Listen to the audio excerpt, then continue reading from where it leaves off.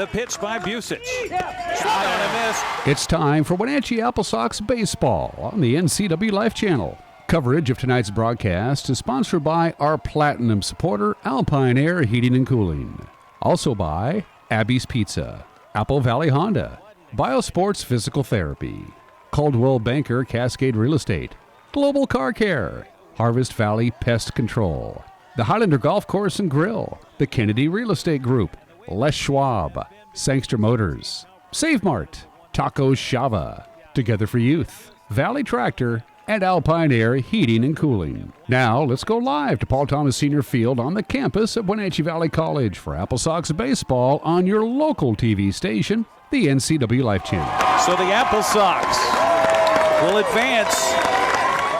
Good afternoon and welcome to Paul Thomas Senior Stadium here on the campus of Wenatchee Valley College. We're at the Sandvig Cooprider Sports Complex along with Brandon Schmitten on our Granstrom on the NCWLIFE Channel. And just as we take the air, of course, we've got the lovely PA speaker right above our heads again. And we apologize that as I was editing our game from Friday night, our PA announcer Jackson Dodd is louder than we are. It's amazing. We've got condensory microphones that are about a half an inch away from our face, and yet we're not as loud. But that's not that far away from us. Yeah, that's right. So the AppleSox off to a 2-1 start. Of course, they lost on Friday night while we were here, 5-1, but then bounced back for a 10-0 win on Saturday, 17-4 on Sunday. So they certainly found the offense. Yes, they did. They got the bats going for sure. Brady Bean, what a heck of a weekend he had. Yeah, congratulations. Brady Bean is the first West Coast League player of the week, announced by Rob Nyer, the commissioner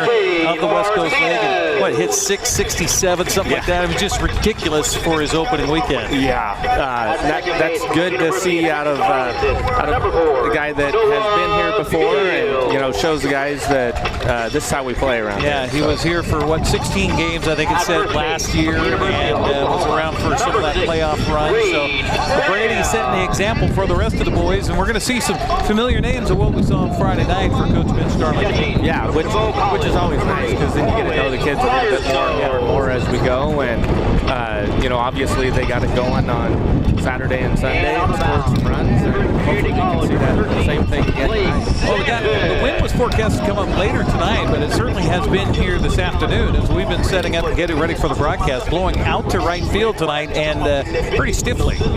Yeah, it's been weird this year, hasn't it? Yeah, it really has. I was out golfing the other night, or the other day, it was windy in the morning and calm in the afternoon. We've got our Canadian and American anthems right now here on the NCWLIFE Channel.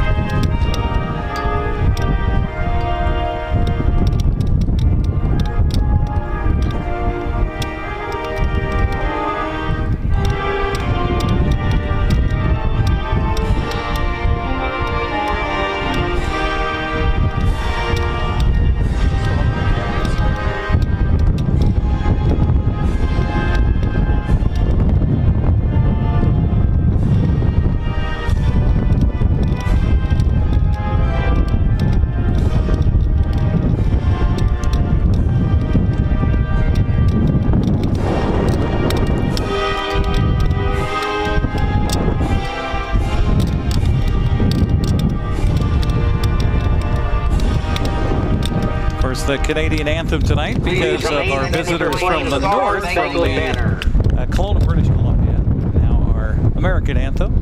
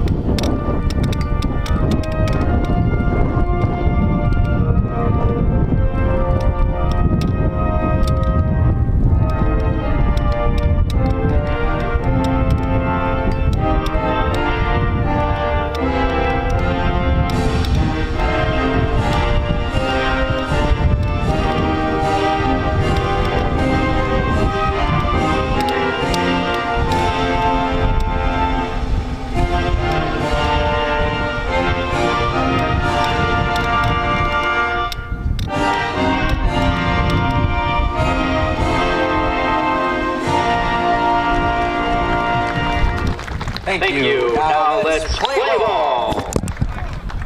All right, both of our anthems taken care of here tonight as the AppleSox take the field. Let's take a look at the lineups here for the visitors. The Kelowna Falcons, as announced by their manager, Doug Noche. And starting off will be center fielder Colin Robson out of Rice University. Batting second will be the shortstop, Zach Weeder.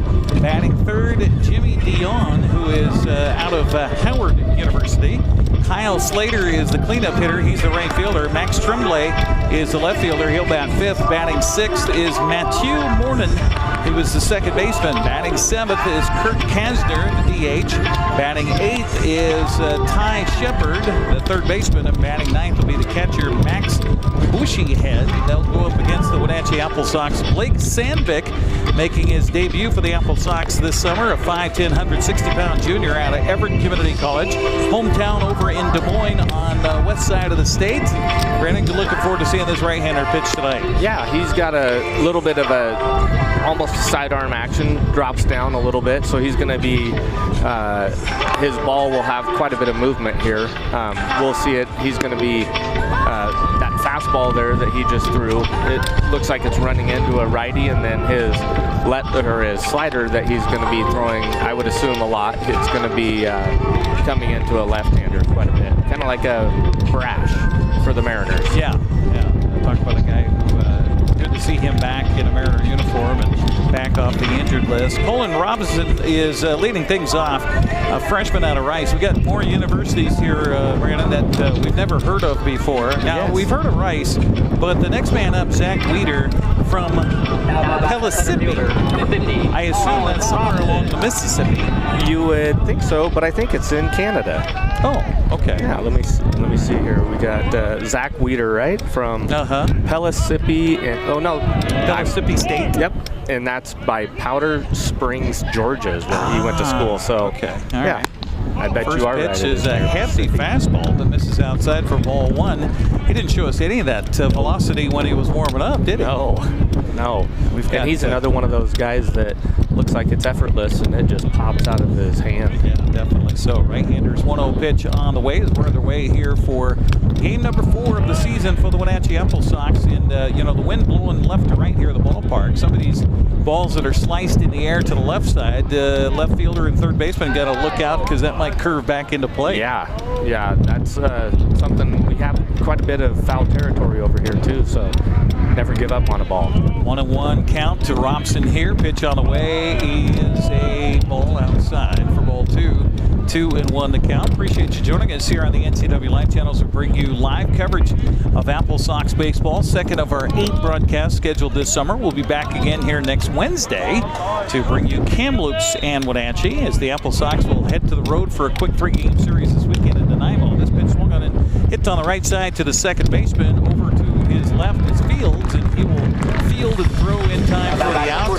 And Noah Fields was a late addition to the lineup here tonight because of a little illness by one of the other players. Yeah, he wasn't feeling well, and so had to head home for the day. And so Noah stepped in, and it's good to have him over there. Made a play on the first time. Yes, he did. Zach Weeder now steps up, the one they were just talking about from Pellissippi State. First pitch is a little outside for a ball. 1-0 the count to Zach Weeder, 6'2", 180-pound sophomore, batting 154 so far in 3 games for the Kelowna Falcons. Pitch on the way here is a fastball and a high strike call. That was a pop on that one at too, 1-1. Yeah, it's pushing 90 plus here. Yeah, you would think. Just looking at it. 1-1 the count with the AppleSox wearing their home whites tonight. Pitch on the way, swung on and missed, and he pulled the string on that one, and Weeder ahead of it, 1-2 the count. If you look at this, he's got a different delivery as well. As you watch his pitching hand here, throwing hand, he'll come to his glove, come out of his glove here, and then come back into his glove. Kind of a little hitch as he's coming to the plate. Yeah. This pitch, a fastball misses away for ball 2. 2-2 the count here to Weeder. Most times when a pitcher will take his hand away from the glove, he stays away, but Blake here wants to come back to it. The 2-2 wind and delivery by number 13. Curveball misses away for ball 3. First full count of the ball game. Blake Sandvig Sandvik. Sounds like a good Norlander name. Being a Norlander myself, this pitch swung on and shot foul, and the count stays at 3-2. 4:08, it says, the straightaway center field here at the ballpark. They used to have the measurements down the lines, but they've taken those signs away, if I remember correctly. Kind of see down here, it's 320 something down the line. Okay. You can see it through the Banner Bank There sign. it is. Okay. Just kind of faded in the sunshine. Huh? One down, nobody aboard for Kelowna. Falcons come to town to try to right the ship a little bit after losing 3 in a row to Victoria over the weekend. Pitch here, swung on it, popped up, foul. Now this is one of those foul ball you're talking curve about. back, and the third baseman over in foul territory. And that is Sanko. Sanko was supposed to be playing at second base, but got shifted over to third here right before the ball game. He did a really good job there of turning his body toward, Like a catcher. Yes, yeah, turn your back to the infield is what you're always taught as a catcher, because the ball always is going to move back to the infield. Well, and that had some English on it, I'm sure, from the left-handed batter, and going the opposite way with it. So 2 down here for the Falcons, and the pitch on the way. That is an interesting little catch that he has out there. Yeah. Fly ball to center field, Ian on it, and making the catch is McWilliams. And it's a 1-2-3 story here for Kelowna. In the first inning, we'll head to the bottom of the first. Nothing for the Falcons. The AppleSox do up. You're watching West Coast League Baseball on the NCWLIFE Channel. Remember, man, you must be at least 21 years of age. Hi folks, welcome to Save Mart. How can we help you today? We're looking for a recliner. Okay, right this way. Alcohol sales will enter the 7th inning every game. Thank you, and please remember, drink responsibly. 60-second breaks on each of these. Okay, right this way. Go ahead and move this chase on the other side. We can move this time warranty. Great, I want that one. I would like that one, That's a great choice. and I want this one as well. Okay. And I definitely want this one. You'll find it at Save Mart. Full service at a low, low price.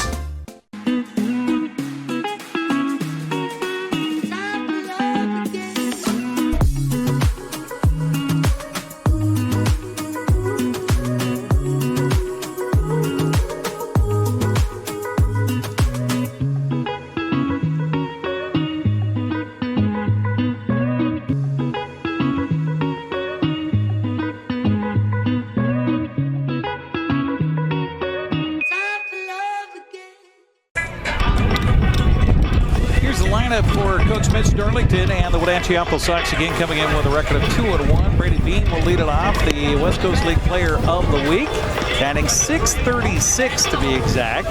He'll be in right field. Batting second will be Jason Harker, the DH, and batting third, Noah Fields, the second baseman. Batting fourth will be center fielder Jack McWilliams. Batting fifth, Jake Sanko, the third baseman. Reed Graham is at first base batting sixth. Owen Firestone, the catcher, batting eighth. And batting ninth will be Quincy Marlborough, the left fielder. Here we go. First pitch on the way is a strike. Good little bender there from the starting pitcher. They changed it up here from what they had on the website for the league and what we got on the roster here. Luke Brown getting the start here for Kelowna. Yeah, 6'7", tall drink of water. Yeah, 6'7" and 225 according to the roster. This pitch misses away for a ball. 1-1 the count to Brady Bean, coming off a fantastic opening weekend here for the Wenatchee AppleSox. Pitch on the way, swung on a chop back over the mound. This could be trouble. Shortstop in, will field and throw, and it's in time. Good play by Weidner.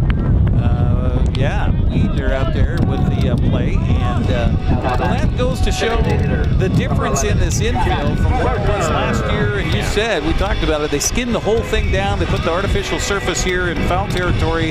They redid the entire portion of the infield. Yeah. That, you never got an actual good, just clean field that was to play off of. That was a huge difference. And the funny thing is, there's Thinking the ball got away from the should left be fielder, interference. and the interference, I think the umpire is going to see it. First baseman got in the way. Now they fumbled it out there at second base as well, and they are going to say it is interference on the runner as Jace Barker got it out to left field for a base hit.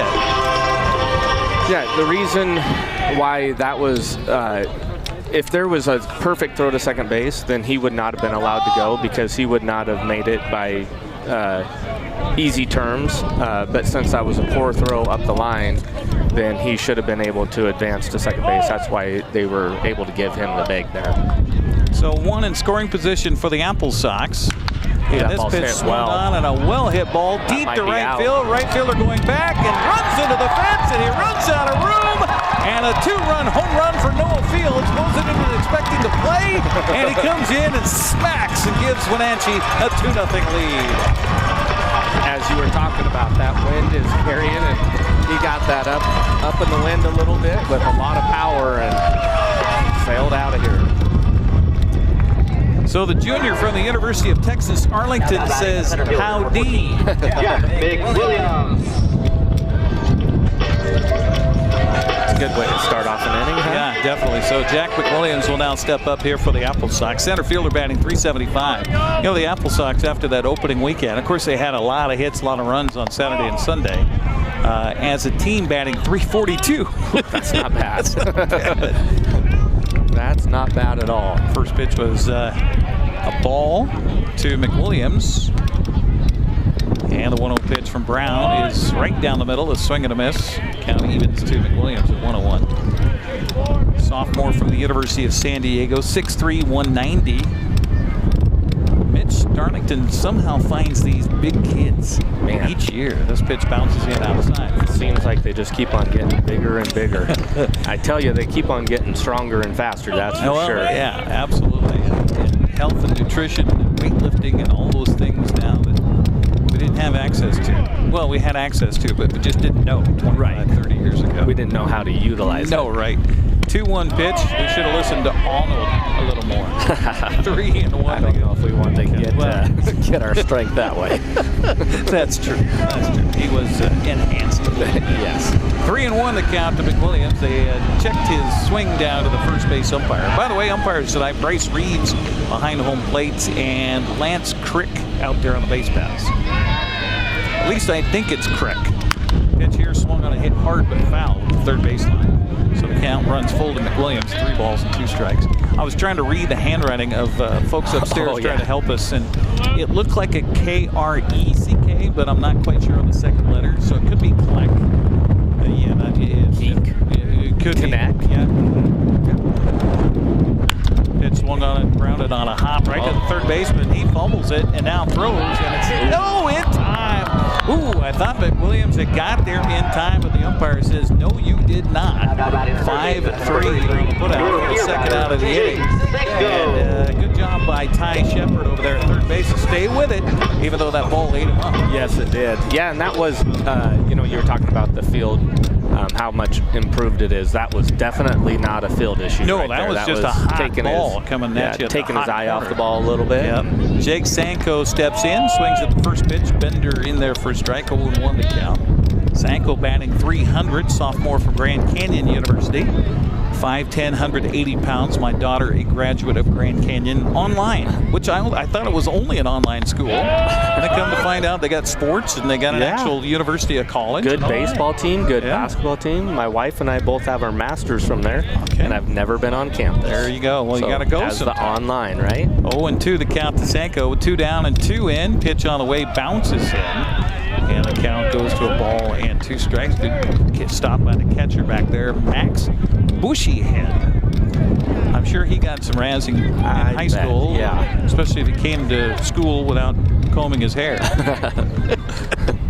Just I don't living think up you to or your I are name, ever going to be accused of being bushy head. No. Swing and a miss here, so the AppleSox are down here in the first, but they get a big 2-run home run from Noah Fields and lead at 2-0 as we head to the second inning. You're watching West Coast League Baseball, the NCWLIFE Channel.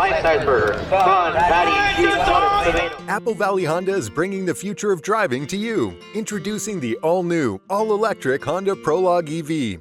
Say goodbye to gas stations and hello to a whisper-quiet ride and zero emissions. The wait is over. Finally, a local option for a quality EV from a brand with a track record of exceptional quality and reliability. Experience the Honda Prologue EV for yourself at family-owned Apple Valley Honda. Stay close to home and visit us at Apple Valley Honda today for the life you live. Are you dealing with a pest or weed issue and you just don't know what to do? We use the best pest control methods approved for areas with kids and pets. Whether it's rats, mice, ants, or spiders, or something else altogether. We provide the coaching and solutions you're looking for. And you can know that your dollars are supporting a local, family-owned and operated business. Allow us to help you get back to living healthy and pest-free. Harvest Valley Pest Control. You're watching AppleSox baseball on the NCWLIFE Channel. We have a burger construction project going on over on the third baseline territory. Between inning promotions are a lot of fun here at the ballpark, so if you haven't been to an AppleSox game, you're really missing out. Bring the kids. It's really a family fun experience. As we head to the second inning of play, Kyle Slater, Max Tremblay, and Mathieu Mornan do up. AppleSox baseball brought to you in part by Kennedy Real Estate Group. They're more than selling houses, they're building communities. Buying or selling, call Kennedy Real Estate Group. They're online at kennedygroup.com. That's KENADY Group.com. 2-0 AppleSox on top, thanks to the 2-run home run by Noah Fields. I think we might see a couple more tonight with this win. Yeah, but you wouldn't expect it from a right-handed hitter, and that's exactly what we had in that first inning. Was true, right-handed home run there. That's true. First pitch here from Sandvig is in for a strike. That was a nasty bender, like you were talking about, away from the right-handed batter. Pitch here, another one, and another strike called. We couldn't have two different deliveries here between the two pitchers. Yeah, Brown is right over the top. Yeah, and he shows the ball so early too. You see it behind his back, but here we don't see it until very, very, very late. Swinging a foul at the plate by Slater. And that could be one of the things that Blake does so well. For hitters not to be able to see the ball until late, it makes it appear like it's coming a little bit quicker than what it actually is too. Absolutely. And he has a little bit of zip, so. The 0-2 pitch swung on a fly ball to left field. This is going to go foul by about 8-10 feet. So the count stays at 2 strikes. Keep you up to date on what's happening around the rest of the West Coast League as we get into the first full week of the season. Brady Bean getting the honors for the first week. Well, it was only 3 games. Hey, that's all right. That's okay. That's all right. Still hang that on the wall. This pitch swung on and hit foul line drive down the right field line. Got one youngster heading out after it. Count remains at 0-2. Light turnout on a Tuesday night, and that's understandable, especially with the wind and what is happening in our community right now. We'll talk a little bit more about that as we go on. The 0-2 pitch on the way again by Sandvig, and oh my, that looked like it got the inside corner, but no, says our home plate umpire. He kind of adjusted his delivery there too, didn't he? He did. Made it a little bit slower. Yeah. Yeah, more kind of that slow motion with the delivery to home. Fastball here. Man, he's got some zip going tonight. Yes, he does. This is high. 2 balls and 2 strikes. Top of the second inning, a blustery night here at the ballpark, but still very comfortable. It's a much enjoyable evening here at Wenatchee Valley. The 2-2 pitch swung on and missed. First strikeout of the ball game. First down here of the second. That was a battle. Slater fought and fought and fought, but finally that bender from Sandvig takes him down. Max Tremblay will now step up. Left fielder batting 200 after the first 3 games of the season. A freshman from East Central. 6'1", 195-pounder in the left-handed batter's box. Yes, East Central. There's a college for sure we've never heard of. Well, and how many East Centrals are there? East Central. I think I've heard of that one. First pitch misses outside for a ball. 1-0 the count. Kelowna's got quite a few left-handed bats here. Yeah, they 1-0 pitch on the way is a strike. That is a good-looking young man on the mound right now here for the Wenatchee AppleSox. You know, and coming out of their colleges, a lot of these guys are on tough, tight pitch counts. Here's swing and a miss, and another nasty pitch on the inside portion of the plate. Tremblay tried to do what he could to catch up with that one. He does not. And the count goes to a ball and 2 strikes. 1 out here in the inning. Nobody aboard for Kelowna. And the pitch on the way. Oh, nice changeup right there. So 2 strikeouts, 2 outs here in the second. Another sock will hang from the clothesline here off the press box behind home plate. They get 5 strikeouts for the home team, and that means good news for the fans here at the ballpark. They usually get some sort of swag. Was it last year you learned what swag stood for? I think we had that discussion. Yeah, I can't remember. Stuff we all get. Oh, there you go. Swag. 2 down in the inning. This pitch swung on, and he was behind it and fouled away down the right field line. 0-1 to count here to Matthew Morin. Matthew, Mattieu. The 0-1 pitch on the way is this strike on the outside corner, and cruising right now is Blake Sandvig. I like the way that he is filling up the strike zone. Like we talked about many a times, he is not making it, even though he struck out the last 2 guys. All his defenders know the ball is going to get hit because he fills up the zone. Absolutely. The 0-2 pitch on the way. Swung on a chop towards the shortstop. A hop comes up to Martinez. His throw to first is in time for the outs, and another 1-2-3 frame here for Kelowna.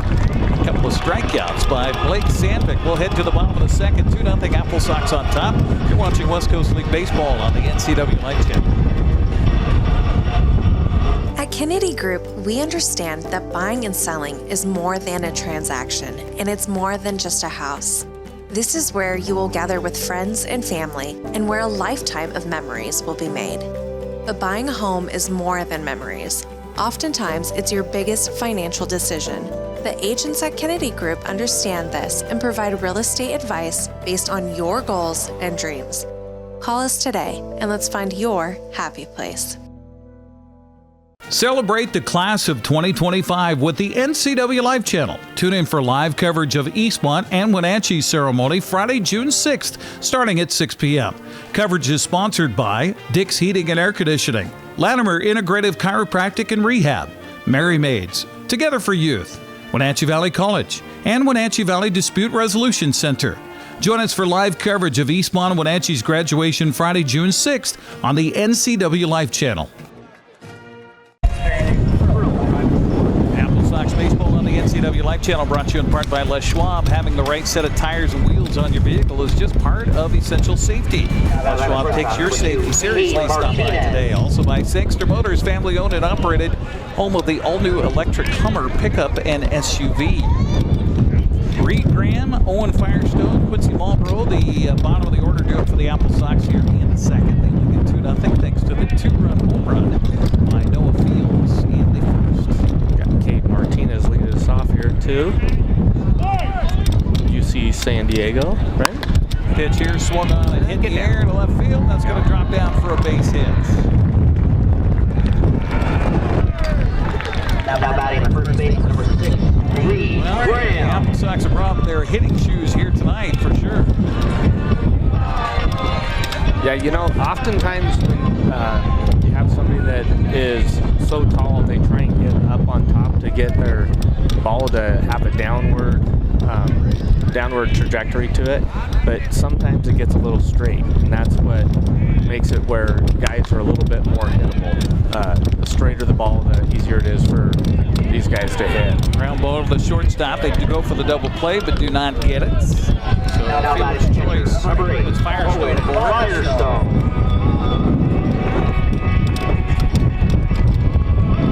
Well, he just announced Firestone as the hitter now.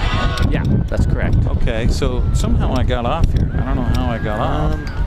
Oh, that's because I screwed up on my batting.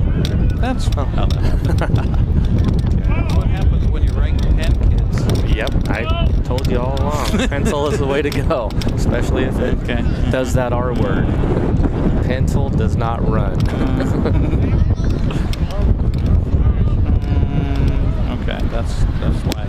I was a little confused when you said that Martinez had the leadoff single. Wait a minute, how did that happen? Yeah. Because I don't even have him on the roster.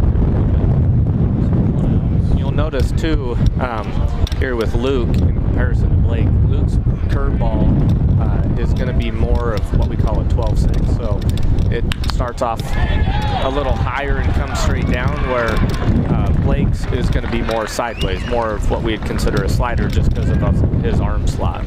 So Owen Firestone drills the ball right past the base hit, so he's aboard. 2 aboard for the AppleSox with 1 out. And that'll bring up Quincy Mulbrook. There we go. I think I'm getting back here on the track.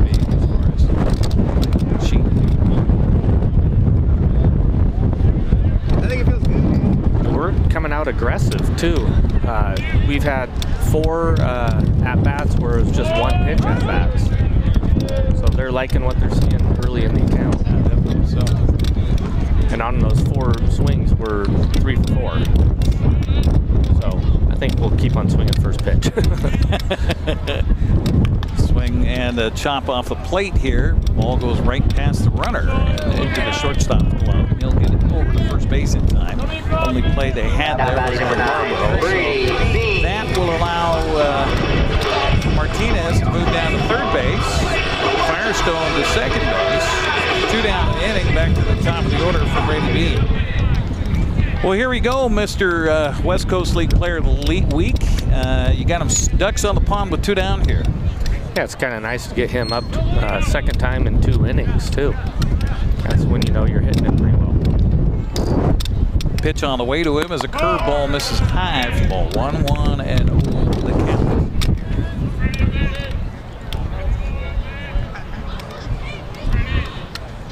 I'm going to have to get your help on somebody on our roster during the break. All right, you bet. This pitch is a strike, a little delayed call by the home plate umpire. Kind of deliberative, thinking, did I see that? Yeah. I think I saw that. I'll call it. 1-1 the count here to Mr. Bean, who's 0 for 1 tonight with a ground out to the shortstop.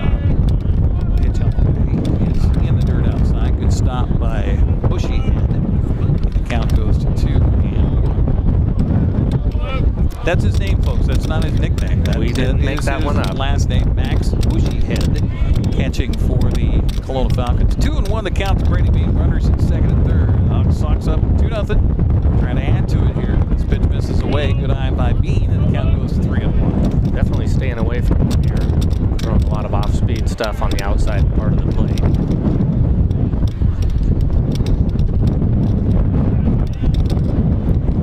The 3-1 wind and delivery on the way is high for ball 4. That loads it up for Jack Barker. First walk giving up here by Luke Brown. Well, Jack Barker got aboard on a base hit and scored on the 2-run home run by Noah Fields. And now a chance to left-hander maybe do some real damage here with that wind, whip it out to right field here at Paul Thomas Senior Stadium. That would be fun to see, wouldn't it? Pitch on the way. Load inside for a ball. 1-0 the count. Yeah, what a remarkable difference between the 2 pitchers. Yeah. For both ball clubs. In delivery and height and size and everything else. Yeah. The 1-0 pitch swung on a well-hit ball, but right at the left fielder. He doesn't even have to move. And making the catch is Tremblay out there. The AppleSox lead 3 big ones aboard. And we'll head to the 3rd inning with Wenatchee leading at 2-0. Thanks for joining us here on the NCWLIFE Channel. You trust the same doctor for your health and the same dentist for your smile. Trust Global Car Care to keep your vehicle running strong. We track your car's history so it gets the right care at the right time. With our 3-year, 36,000-mile warranty on parts and labor, you'll drive away with confidence. Global Car Care, your automotive experts. We service all makes and models, but specialize in Sprinter vans, Mercedes, Audi, Volkswagen, and BMW. Call or visit us today.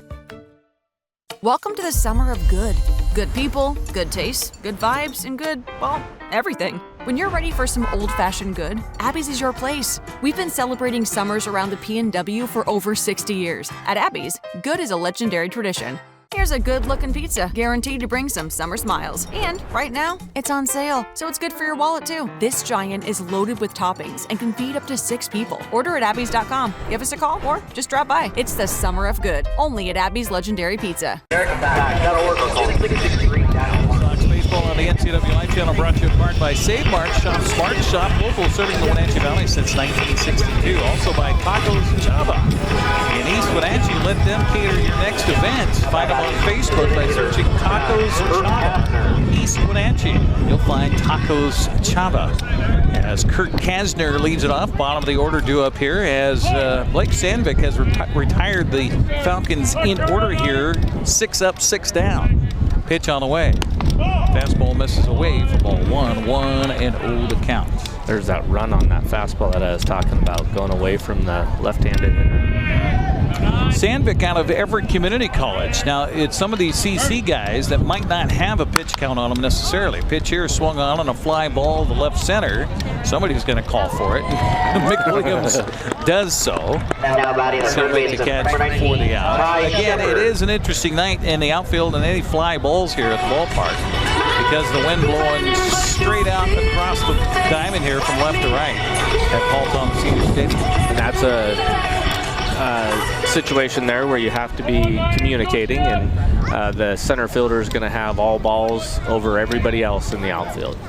Ty Shepard now steps up. First pitch to him. Slider misses away for ball 1, 1-0 the count. Shepard, speaking of community colleges, out of Spokane Falls, a 5'10", 185-pounder, batting 167 coming into the game tonight. Yeah, well, I was mentioning before the game, they've got a lot of community college players on their team. Pitch by Sandvig is in there for a strike. Boy, a hefty fastball, 1-1 the count. I'd love to see his community college numbers at Everett this year. Let me see if I can find those for Sandvig. 1-1 the count here to Ty Shepard, and the right-hander's delivery.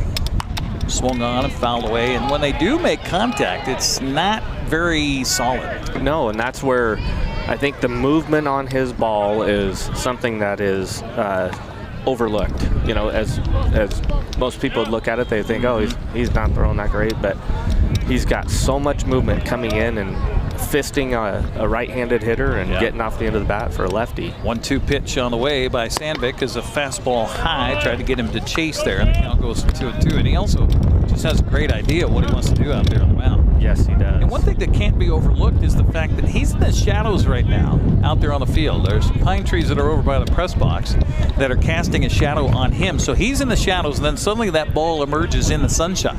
Yeah. Swing and a miss. And there's his third strikeout. Throw down to first base and got off the glove of the first baseman. And speaking of the sunshine, I think looking directly into the sun was Reed Graham, and that caused him to lose that baseball. Yeah, we dealt with that last week too on Friday, where the sun was coming down about this time of night, and you could see that he was having issues with throws. Yep. So that'll go down as an error on the first baseman. Ball was to him on the throw by Firestone, but a board on a strikeout, and that is bad all the way around. If you're the AppleSox, first the pitch here to Bushy Head is a fastball missing in. 1-0 the count. So the Falcons with their first base runner of the ball game. Max Bushy Head steps up, and the pitch on the way. Fastball, strike on the outside corner. I really like how he controls the zone. He is always right there. Outstanding. Fun one to watch here. That's why I'm kind of personally hoping that there isn't a pitch count on him. We can see it for a few more innings because he's just on top of it right now. The 1-1 pitch on the way is a slider missing outside for 1-2 the count. So would you call that a slider there, Coach? I would, yeah. He may be thinking it's more of a curveball, and he may have more of a slider that moves more horizontal, but that to me is swing and a miss on this pitch, makes it a 2-2 count. 2-2 count. It has so much movement left or right to left that it's more or less a slider. Bushy Head back in and ready, and Sandvig with a peek over his shoulder, going to throw that way. And that is a challenge for the first baseman right now because he does have that sun sinking off to the west that is, well, not too far behind the pitcher that he's trying to look over to keep the runner going at first base. 2-2 pitch on the way is a curveball, strike 3 called. Gone looking is Bushy Head. So let me ask you a scoring question here.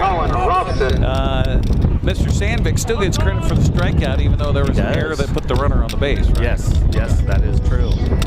So that's his 4th strikeout with Bushyhead going down. And with 2 outs, we'll go back to the top of the order for Colin Robson.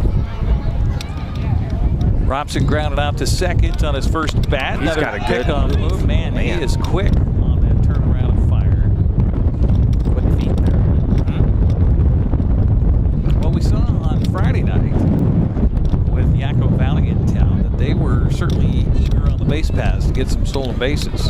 Yeah, that was the one thing that we noticed, that they were super aggressive on the bases. Runner from first goes late, and now the throwdown in time. Firestone gets him out. Martinez with the tag. That was a great job by our catcher there, because he caught the ball, went behind the runner, and stepped in front of the runner to make the throw. So caught stealing is the runner, and that was Ty Shepard out there. So that'll be the 3rd out. So Robson will be the leadoff man when we go to the 4th inning. We are through 2.5, heading to the bottom of the 3rd. Wenatchee up 2-0. You're watching AppleSox baseball on the NCWLIFE Channel. For over 35 years, the Sangster family has been not only representing GMC, but the entire community. As one of the few family-owned dealerships in Washington, you can count on our personal integrity, which has spanned over 3 generations, to ensure your satisfaction.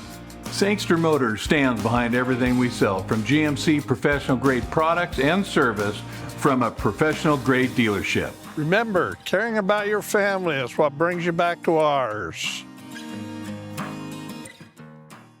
There's no place like home, because home is where we're totally comfortable. It's where we can be ourselves and let our guards down. It's where we make memories, and we're always imagining new ways to keep it totally comfortable. Carrier, total comfort, totally happy. Call Alpine Air Heating and Cooling today. Your comfort is their priority.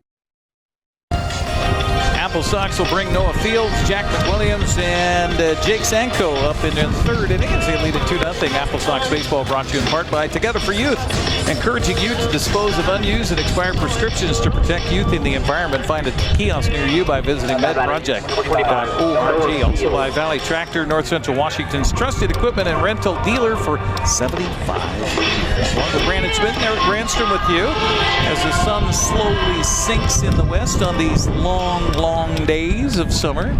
We're not officially to summer yet. I always thought that was interesting that you hit summer officially and then the days start getting shorter. Yeah. Curveball here misses outside for ball 1 to Noah Fields, who gave us our 2-run lead here for the AppleSox with an opposite field 2-run home run. And the Brown pitch swung on and grounded to the 3rd baseman, took a hop, and into the lap it goes to Shepard and then goes flying sky high. So here I've been ballyhooing the field, and that was kind of a field assist there. It was. I'm going to be critical on this, Eric. I gave him there. Yeah. The thing that I didn't really like about the way that he was approaching that is he kind of sat and assumed. It was a tweener, too. Yeah, and you got to, as a 3rd baseman or as a shortstop or anywhere in the field, you have to go get the hop. I always teach people either field it at the top of the bounce or on the way down. Never try and do it on the way up because you don't know where it's going. Right. And a lot of these guys, they've never played at this ballpark before, so you don't know what kind of bounce you're going to get sometimes. You don't know how fast that ball's going to get off the grass. Yep. Move for the first time we see from Luke Brown. Not a bad move over to first base. Big, tall, 6'7" right-hander. Also standing in the shadows here on Paul Thomas Senior Stadium.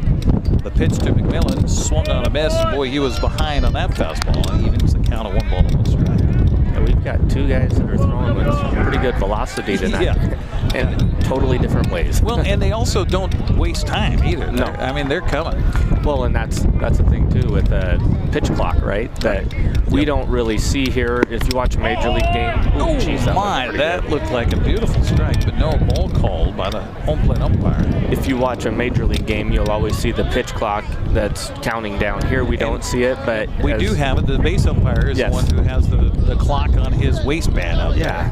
And it will buzz him, vibrate to let him know that that was too long. Swing and a miss here, and evens the count to McWilliams. McWilliams at 2 balls and 2 strikes. As you can see, after every pitch, when the catcher delivers the ball back to the pitcher, the base umpire will reach down to the right-hand side of his belt and click a button there.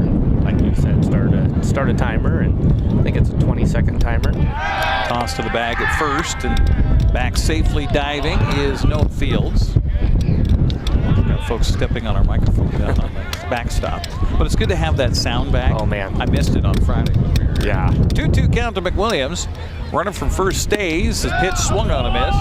It's a good bender. One is the strikeout is the first out for the AppleSox. That's the second strikeout by Luke Brown here in the ball game. They'll bring up Jake Sanko. Sanko struck out to end the first. Steps up here for the second time around for the AppleSox with 1 aboard and 1 down here in the 3rd inning.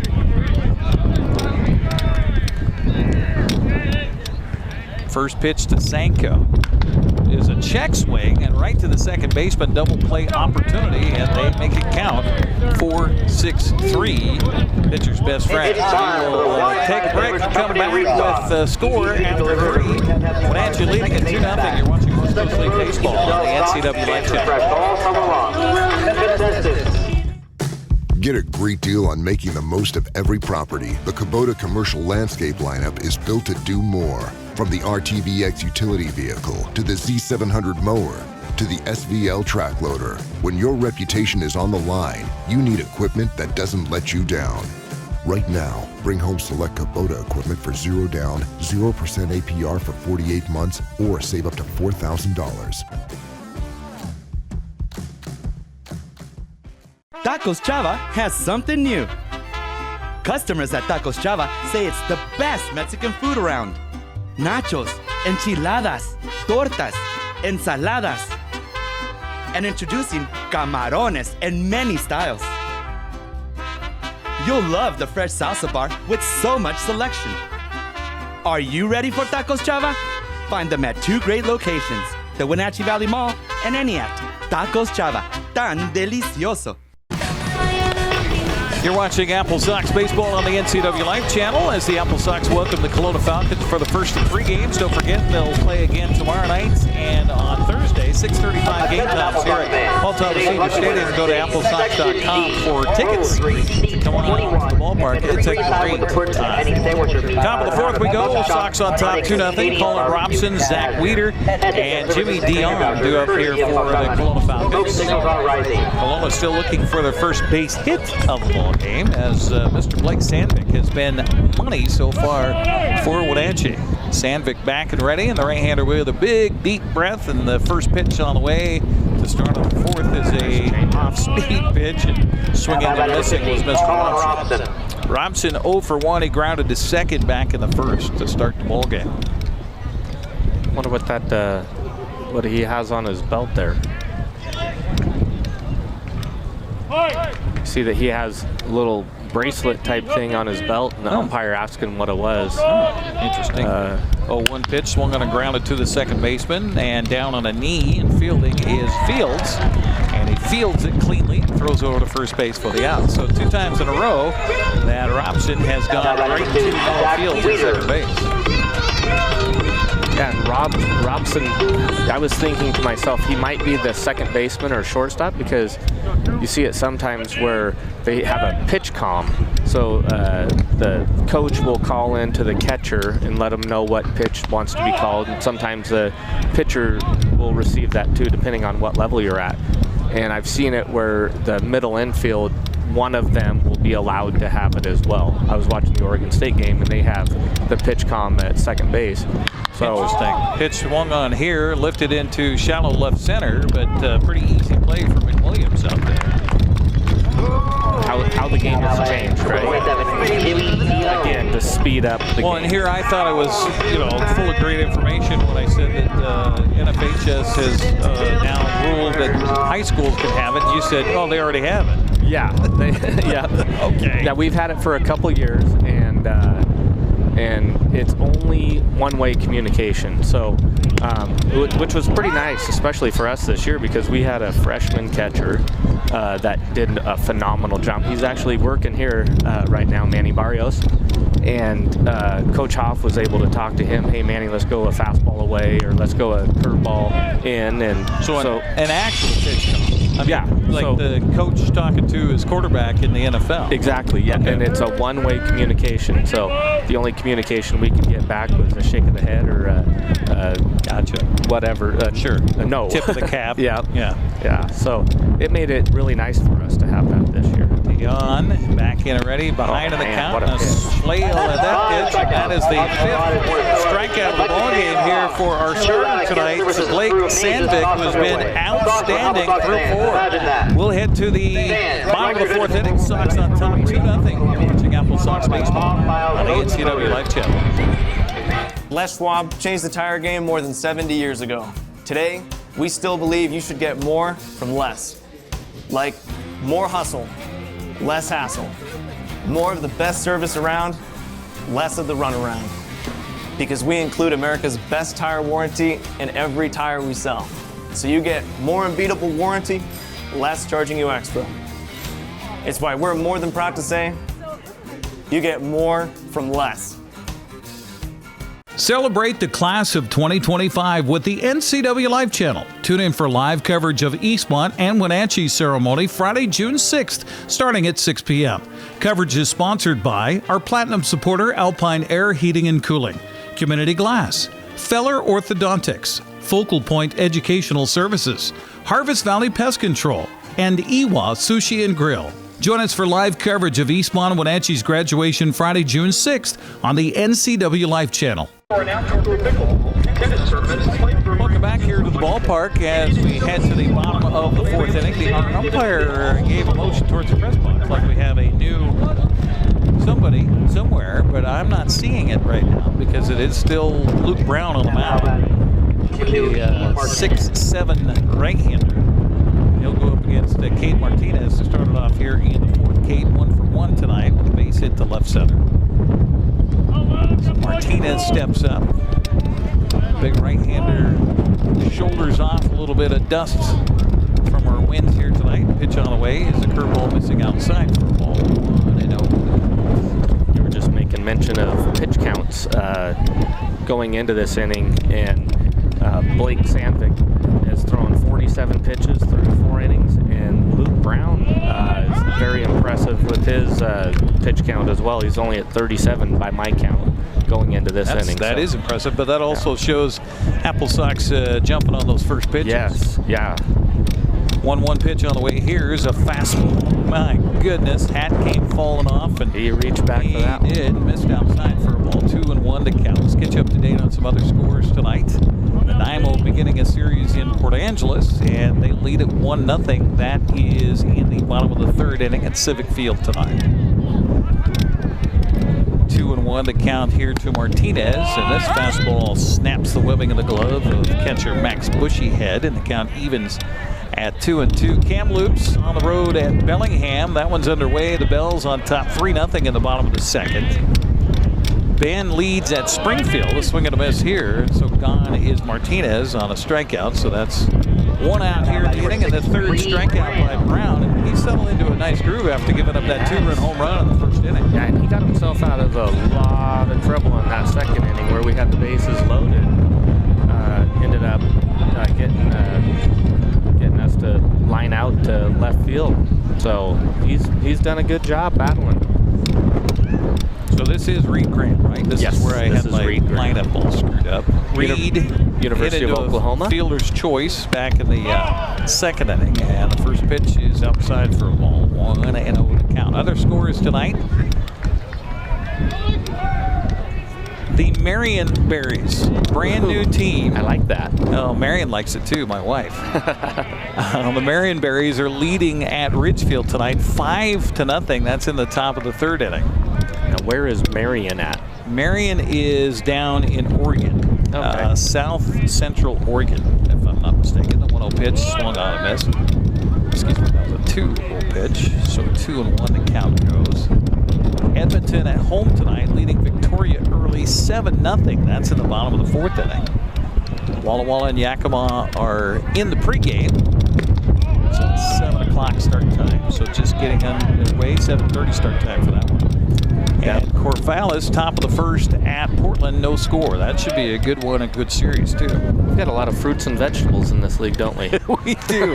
With the Portland pickles and the Yakima Valley pippins and the Walla Walla sweets and berry and berries. This blown away for a ball, so a walk given up to Mr. Graham, so he'll head down to first base. And for Mr. Brown, that is his second walk of the night. Brings up Mr. Firestone, who had a nice base hit in his first at-bat in the second. Let's find another hole in the defense here for Owen. Out of Chabot College. There's one I hadn't heard of. Yeah. Had you heard of Chabot? No, I hadn't. I almost thought, when I first saw it, I was like, is that Chabot? Yeah. Timeout here is going to get a visit to the mound on a little struggle time for Luke Brown here. Our broadcast on the NCWLIFE Channel brought to you in part by, of course, our platinum supporter, Alpine Air Heating and Cooling in Wenatchee. Turn to the experts at Carrier and Alpine Air. Give them a call today. It's 509-662-6842. They're on the web at alpineair.net. By the way, air in Alpine Air has an E on the end. So keep that in mind as you look at them up. And by the way, when you do, if you find yourself in the friendly confines or talking on the phone or having the services of one of our sponsors help you out, say a little thank you for sponsoring AppleSox Baseball, giving us the chance to do these broadcasts here on the NCWLIFE Channel. So that would be much appreciated and go a long way. You know, we were talking about stats from Sandvig. I remembered where I saw those in the guide here. Yeah. So he's 6-3 with a 1.95 ERA in 13 games. Okay. At Everett Community College this year? Yeah, 75 strikeouts in the 13 games. So he's averaging over a strikeout per inning at Everett. Right pitch here, swung on and fouled, and that's a good idea by Firestone there. You get a visit to the mound, and something about the pitching coach probably saw something on his delivery, and oftentimes, I mean, how many times you see that where a coach makes a visit and then the next pitch is a strike? Yes. So, whether it was a mechanical thing or just a brain thing, you know, sometimes you just need somebody to come out there and say, hey, you're good. Yeah, what kind of pizza you want tonight? Done? Yeah. Or like 10 cup. Yeah. Put all your change in the other pocket. 2-1. The count here to Firestone. AppleSox with a runner aboard and one down, and a toss over to the bag at first. Not in time. We play baseball tonight. We have life continue on, even though our community is hurting badly right now. Tragic situation over the weekend.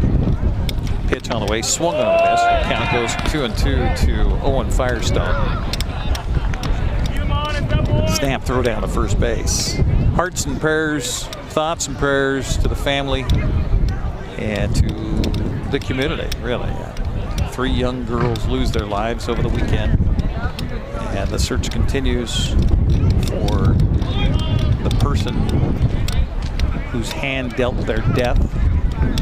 2-2 pitch is ouch inside and hit him on the back, and so Firestone down to first base. Some runners at first and second now.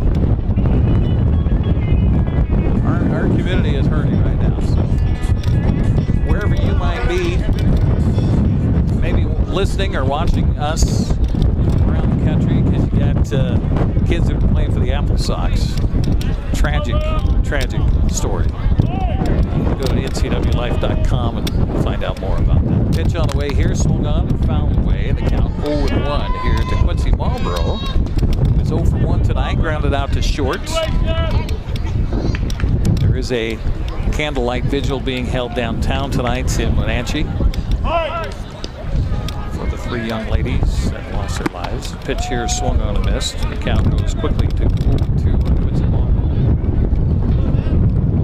So understandable that we wouldn't have maybe necessarily the crowd that we would normally have here on Tuesday nights at the ballpark.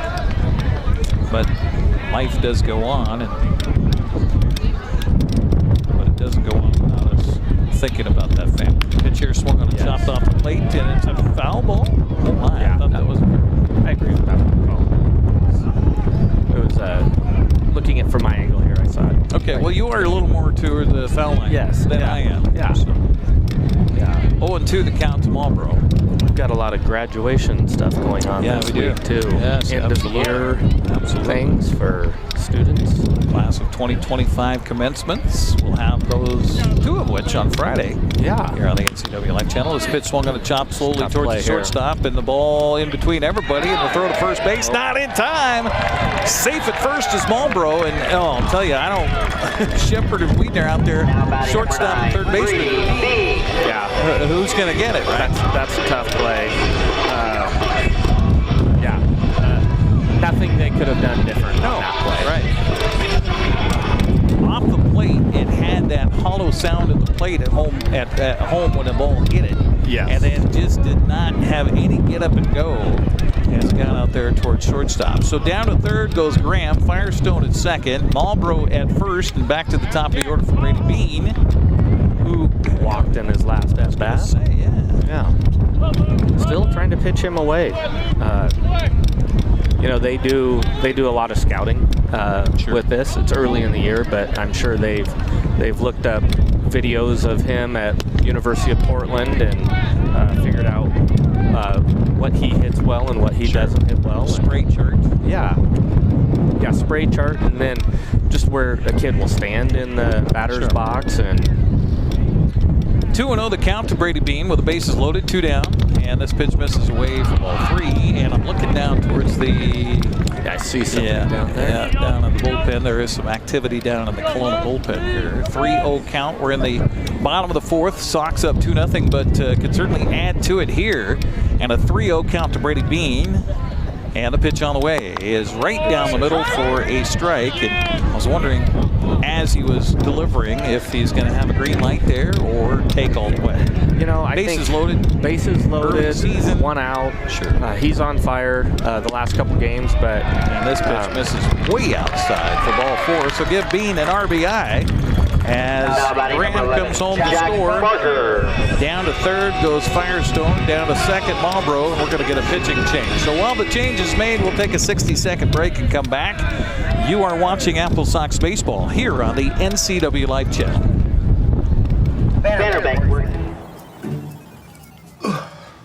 Hey man, how's your arm? Getting better, actually, thanks. Did they give you anything for pain after surgery? Because I think I may have some left over. Nah, that's all right, man. Actually, me and my doctor talked about not sharing prescriptions, and that ibuprofen is a good option for me. The risk of addiction, it's not worth it. Makes sense. Take the next step. Don't share your prescriptions, and talk to your friends about the dangers of opioids. Hey, welcome back to Save Mart. What can we help you find today? We're looking for a mattress. Oh, right this way. We got a large selection. We have this pillow top here. Oh, comfortable. We have more to choose from down here. Oh. I think I have the perfect one over here for you. I guess we'll take this one. You'll find it at Save Mart. Full service at a low, low price. New pitcher in the ballgame here for the Kelowna Falcons is Sam Webster, a 6'4", 215-pound freshman from Navarro College. He's from Highland Park, Texas. He's got a little bit of giddy up on his arm here too. 6'4", 215, you said? Keep on bringing out giants. We've got a couple of Jacks in the lineup here tonight, so Jack the Beanstalk. There you go. Speaking of which, Jack Marker will come up to face the Giants and Sam Webster. Luke Brown goes 3 2/3. He is responsible for the runners on the base paths right now. Has given up the 3 spot on the board. I think only 2 of those were earned, right? Yes, that is correct.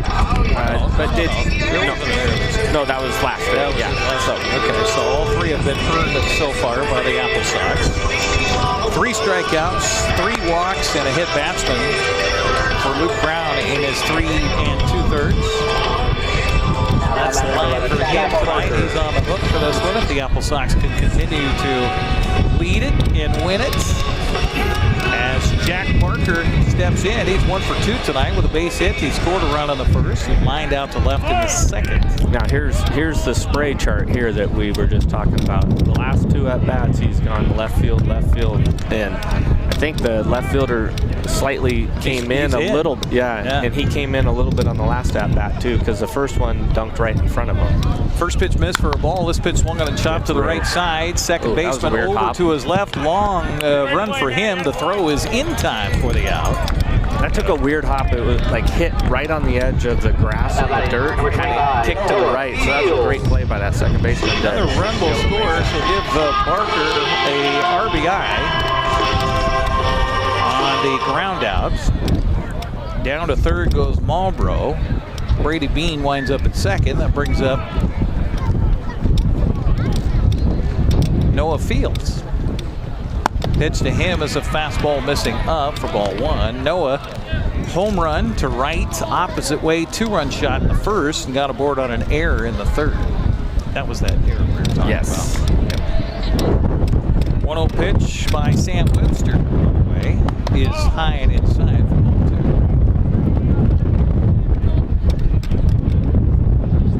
Gotta make sure he brings the ball down into the strike zone. It looks like when he's missing up a little bit,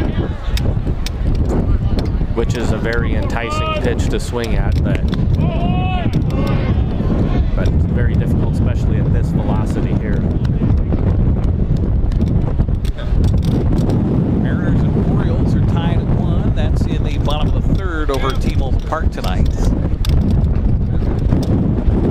Pitch on the way is inside for ball 4, so the base is reloaded here for Jack McWilliams. Jack McWilliams.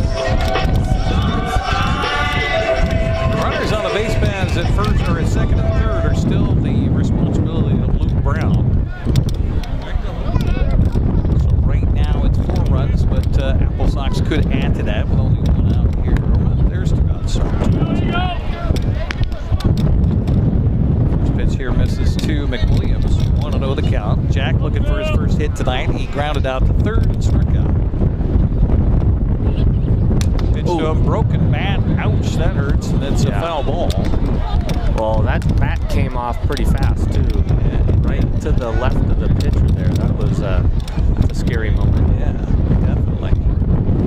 So 1-1 the count, and Jack going to have to head back. And again, we'll mention this, that he's from the University of San Diego. He's used to having the aluminum bat. Yes, he is. And not the wood. And wood's pretty unforgiving. I mean, if you don't have that, your hand just right, you have the label just right, you swing, it's a good chance you'll break it. Yes. Well, that's by the way, I think coming in here, this is their responsibility for the bats. It probably is. You're right. So they're buying. Yeah. That's why a lot of these guys will use it's called a composite. The original one was a bomb bat, B-A-U-M. Right. And it's, like you said, composite.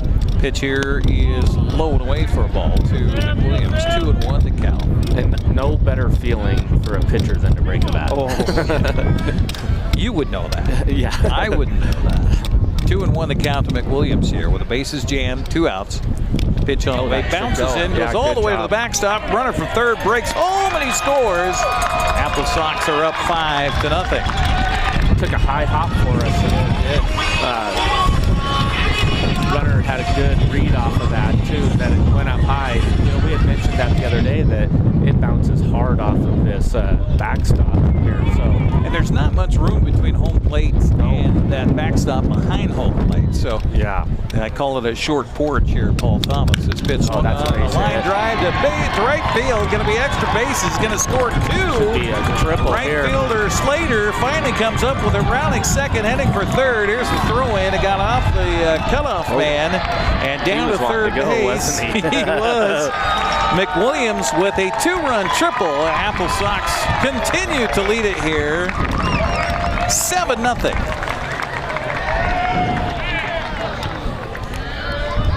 Yeah, that's a sickening feeling for Luke Brown to see those runs score, knowing that he's responsible for them.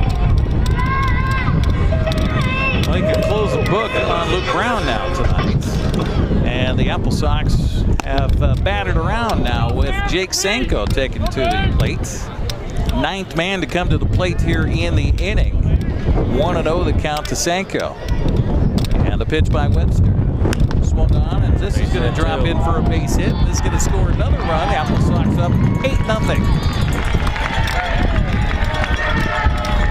You know, I'd like to see if that's a wood bat or a bomb bat, as we talked about, because that sounded like that fisted him right there, didn't it? Yep, it did. So the AppleSox continue with the hitting shoes here after getting 10 runs on Saturday, 17 runs on Sunday, and now another 8 spot here tonight.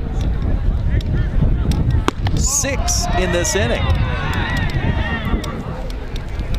That's friendly for the pitching staff, too. Cade Martinez takes the first pitch for a ball. 1-0 the count to Cade.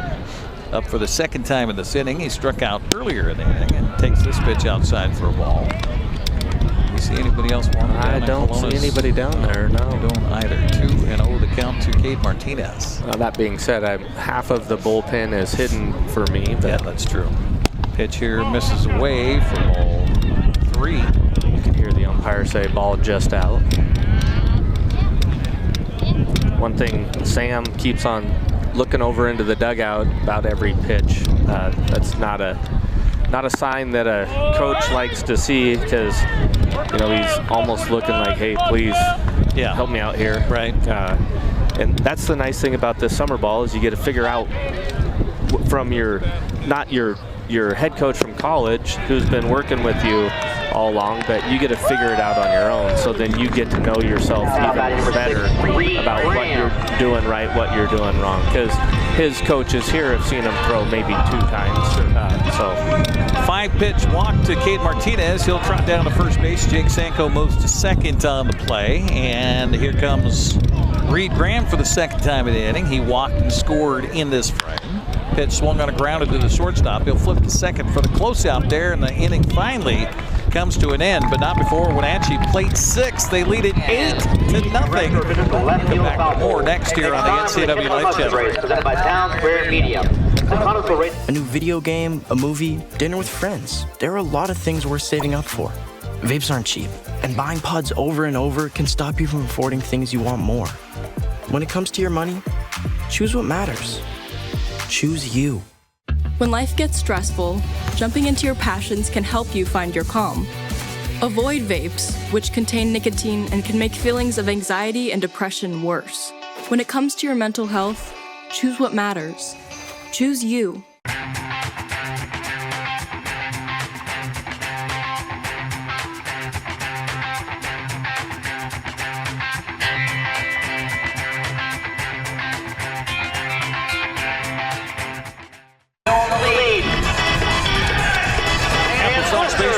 NCWLIFE Channel, brought to you in part by Abby's Pizza. For more than 50 years, Abby's has proudly served the Northwest with toppings to the edge, 100% real cheese, and freshly rolled dough. Order online at abby's.com. Also by Alpine Air Heating and Cooling. Turn to the experts at Carrier and Alpine Air. Call 509-662-6842. If you have any issues with your heating or cooling, call Alpine Air. Head to the 5th inning of play. Wenatchee in command right now, 8-0, and talk about in command. Blake Sandvig out here, but he sat for quite a while. He did, yeah, which is a good thing and a bad thing, right? It's a good thing because you got to take a little breather, but as we mentioned, he's throwing so few pitches, he probably doesn't even have the sweat going yet. Kyle Slater stands in there, and the first pitch to him is fouled away for ball 1. 1-0 the count. By the way, we should, well, maybe we shouldn't mention it. No, okay. Never. We won't mention it. Never. 1-1 the count here to Kyle Slater. And if you know, you know. You never mention it. Yeah, right, okay. We won't touch it. Good pitch. Oh, my.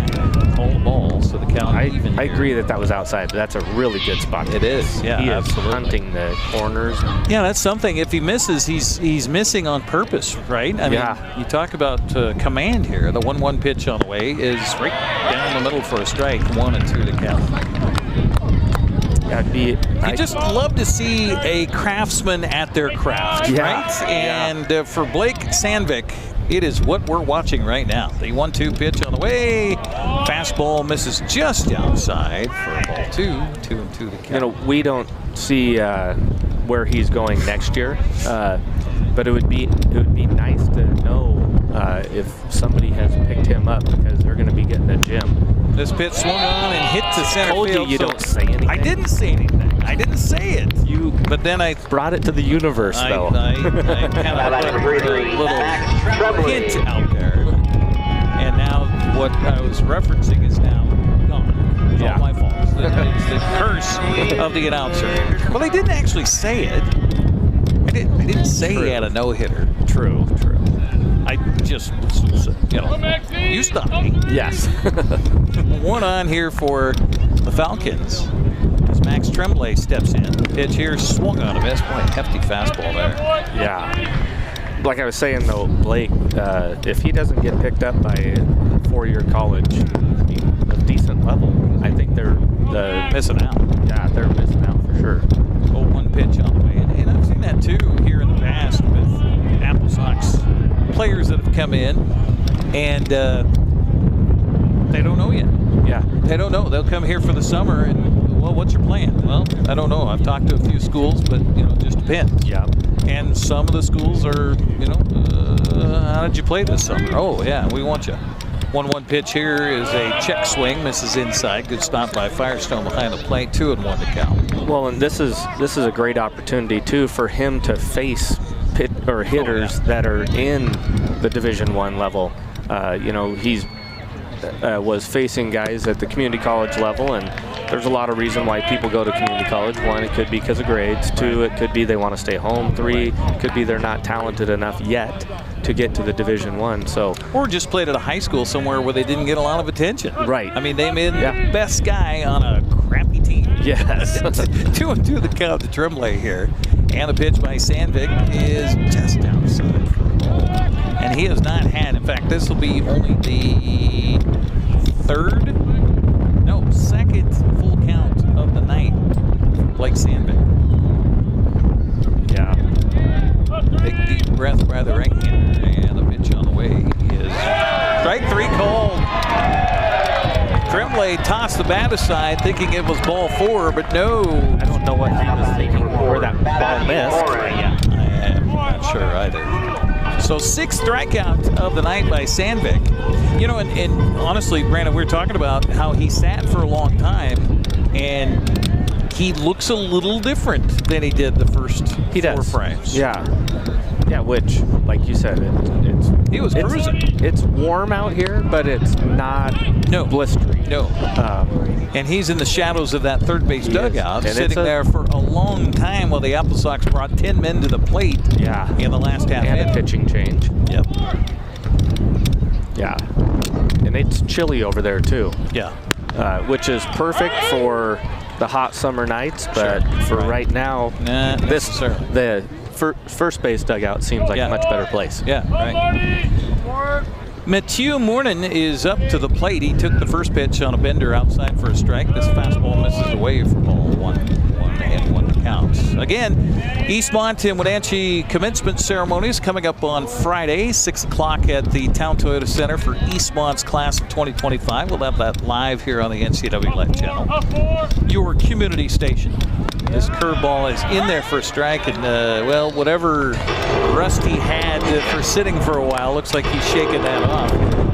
WD-40 on it. Wenatchee High School's graduation Friday night at 8 o'clock, right after Eastmont, so be sure to tune in for all of it here as we celebrate the class of 2025. Runner from first goes. The pitch is low and outside. The throw down by Firestone. Good throw, but good jump by Slater. And he'll be in with a stolen base. The count runs even now to Mournin at 2 balls and 2 strikes. Had a great jump there. Yeah, he did. Kind of stole that on the pitcher.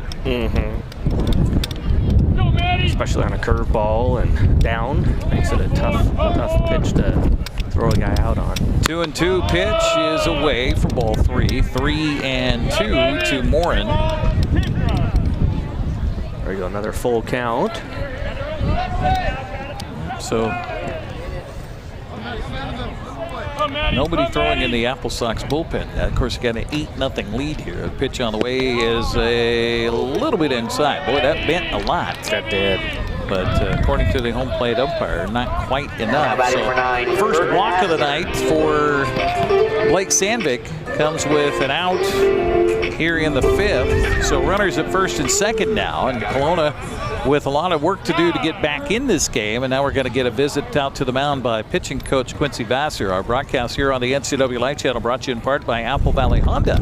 Test drive a new Honda today at Apple Valley Honda in East Wenatchee. Apple Valley Honda is committed to preserving the environment, not only with fuel-efficient vehicles, but also with other eco-friendly actions and alternatives. We're talking about graduations.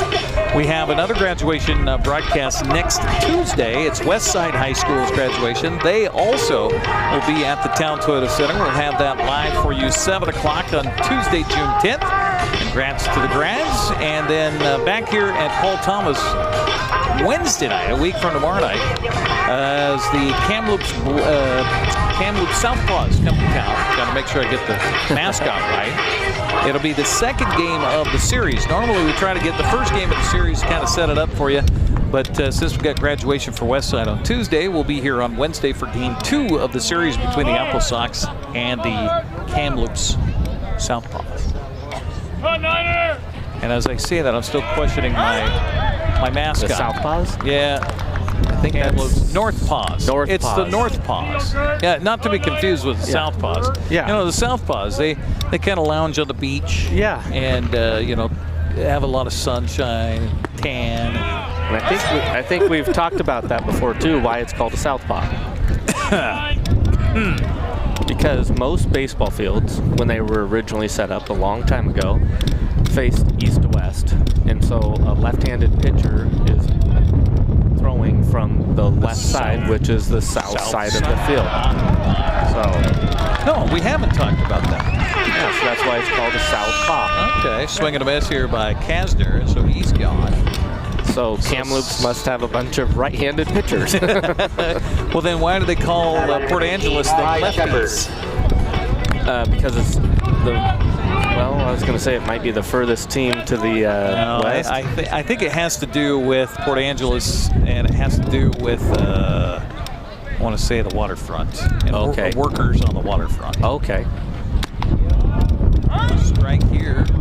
Well, that was a four strike in a row conversation that Quincy Vassar had with him. It was. Yeah. Thanks, Quincy. 0-1 to count here to Ty Shepard. He probably had something to say about the fact that you got an 8-run lead. Just come right at him. Yeah, you're pitching good. They haven't made hard contact on you all day long. Just ground to the third baseman, and he'll chase down the man running from second to third. Why make a throw when you can make a tag, right? Exactly, and that'll do it here for Kelowna. They get a couple aboard, but they leave them. We'll head to the bottom of the 5th. AppleSox on top, 8-0. You're watching West Coast League Baseball on the NCWLIFE Channel. Highlander Golf Course and Grill, located in East Wenatchee, offers terrific views and challenging play for golfers at every skill level. From the golf course to the grill, you don't need to be a member to dine in style and play golf too. Highlander's well-groomed fairways and greens keep it difficult, yet friendly for your regular rounds of golf or a new destination for you and your out-of-town friends. Contact the Highlander Pro Shop today to schedule your tee time, outing, or tournament. Open 7 days a week, where everyone is welcome to play and eat. The agents of Kennedy Real Estate Group are committed to providing the ideal client experience. We believe in the power of relationships. Why? Because we don't just work here, we live here. From the nonprofits we serve, the parks where we play, and the local businesses we support, our team understands the value of living in the Wenatchee Valley. Let's begin your real estate story. To the bottom of the 5th we go. AppleSox in charge here, 8-0. Owen Firestone, Quincy Marlborough, and Brady Bean do up here in the 5th for the AppleSox. So one thing a big lead like this also does for you, if you're Coach Mitch Darlington, you got a lot of guys on the roster right now, and would tend to give you a chance to see more guys. That's right. It's always a great opportunity to get more guys in the game that aren't your day-to-day guys. One, gives them a little bit of experience. 2, it also gives your guys that are your everyday guys a little bit of a break. Sure. So it's a win-win situation. But the question is, when do you go at that? Right. Swing a foul back by Firestone. Quincy, or make that Owen, is 1 for 1 of the ball game. He has scored a run. He was hit by a pitch in that 4th inning. By the way, Wenatchee scored 6 runs in the 4th on just 3 base hits. Yeah. Curveball here misses high for ball 1. That's Sam Webster still pitching in relief for Kelowna. Still haven't seen any other activity down in the bullpen. So the man turned to Webster and says, I need you to go as long as you can. Pitch here swung on and fouled away, and the count goes to a ball and 2 strikes on Owen Firestone. And, too, this might be, hey, you need to get yourself out of this. Right. Fight through it. Right, sure. Whatever's going on, fight through it. Absolutely. And this may be frustrating for him for right now, but this may be something that makes him a significantly better pitcher as the year goes on. Absolutely. 5 runs to make that 6 runs accounted to Luke Brown, the opener here tonight for the Falcons. 2 runs so far on Mr. Webster. Bounces that ball in. Count runs to 2 balls and 2 strikes on Owen Firestone. So far, Firestone defensively, I've been impressed with him as a catcher. Yeah, he's done a good job. See, this pitch high and inside. Look out for a little cheese there. The count goes to 3-2. Southpaw, that's interesting because that's also a term that you hear often used in the world of boxing. Yeah. Pitch here misses inside for a ball. But it makes sense what you say. I wouldn't say that pugilism has been around longer than baseball, but kind of close. Kind of close for boxing and baseball. Yeah. Visit to the mound here by the pitching coach as he's coming out to have a word with Sam Webster here. Catcher started to come out there, and then the pitching coach waved him off. Said, no, I need to talk to him, so you just stay right there. I think that was a personal conversation where he was more or less challenging him. Choice words. Yeah. Choice words, yes. But, so left-handed pitchers and now the left-handed boxers being a southpaw. I don't think I've heard that phrase used in any other facet. I mean, just, kind of referring to left-handers, obviously. Yeah. But not, it seems exclusive to baseball and boxing. Yeah. There's a lot of terminology that is used in the real world, like a rain check. Rain check comes from back in the day. If a game was rained out, they would give you a rain check, and that would allow you to go to a future game. Okay. There's a lot of those fun ones, like a can of corn. Okay, yeah. You know where that comes from? That was a player, it was referencing in the old days in the grocery store, they'd get the groceries for you, and if the corn was always up high, and so you had to tip it off the top of the shelf and catch it. Yeah. So it's a can of corn. Yep. Texas Leaguer. Ooh. Where's that come from? I don't know. Because can of corn is a catch. Well, there's a duck fart too, right? Oh, that little duck fart. Yeah, right. I don't know if that's legal to say. Heard of a shot as a duck fart. Yeah. Oh, go. Oh, here it comes away from the catcher. He doesn't even know where it is. That's where your pitcher needs to help you out a little bit. Point. Right? We talk about communication a lot on fly balls, on ground balls between second base and third baseman. Point to where the ball is. Yes. Yeah. Feet. Right. If you don't say something, at least swung on a fly ball to deep right field. Right fielder over, and he will run out of room and hit the fence. And the ball too strikes the wall out there right. So a blistering double from Ballroad puts runners at second and third for Wenatchee. Yeah, that ball sounded different off the bat, and as we talked about earlier, there's a pretty good jet stream up there pretty high. So I'm pretty surprised that ball didn't clear the fence. Yeah. Honestly. So runners at second and third with nobody out. Back to the top of the order for Brady Bean. Thank you.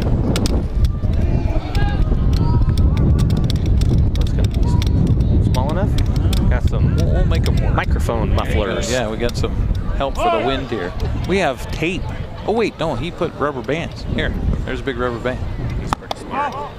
Pitch here is a little outside for a ball to Brady Bean, who's up for the 4th time here tonight. So Bean looks at ball 2 with first base open.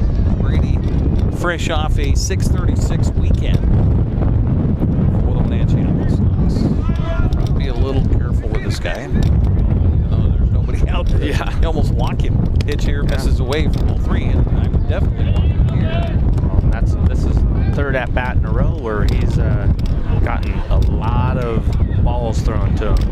You know, when a guy has a great weekend like he did last weekend, word travels quickly across the league on who's hot and who's not. Obviously, it was well heard by Kelowna here that this guy's hot.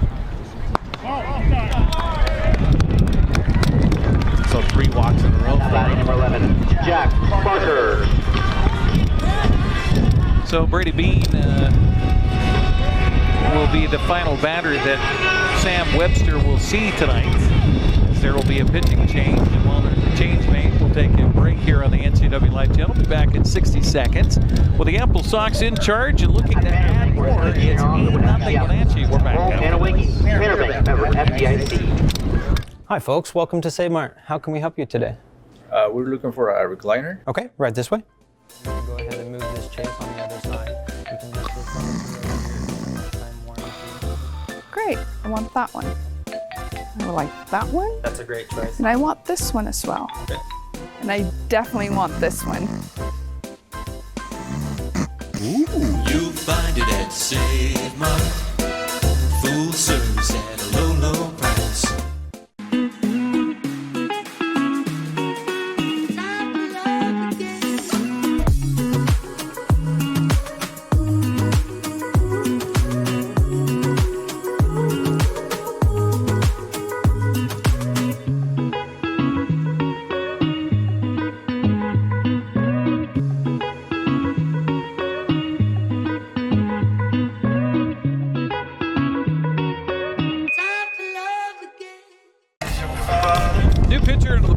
Is Beryl Froller, a 6'1", 205-pound sophomore from Yakima Valley Community College. He is a BC resident, or at least a native of British Columbia, from Kelowna. So you got a guy play for the home team. Always love to see that. So 3rd pitcher of the night will be in here for the Kelowna Falcons. Where's number 30? Barrett. Now that's not a name you see very often. Yeah. Barrett. Yeah. As a first name. No. It's kind of fun having names like that, though. Well, I always, back when early in my, I don't know how early it was in my career, but when I was the sports guy at KPQ, I used to have a feature in the afternoon called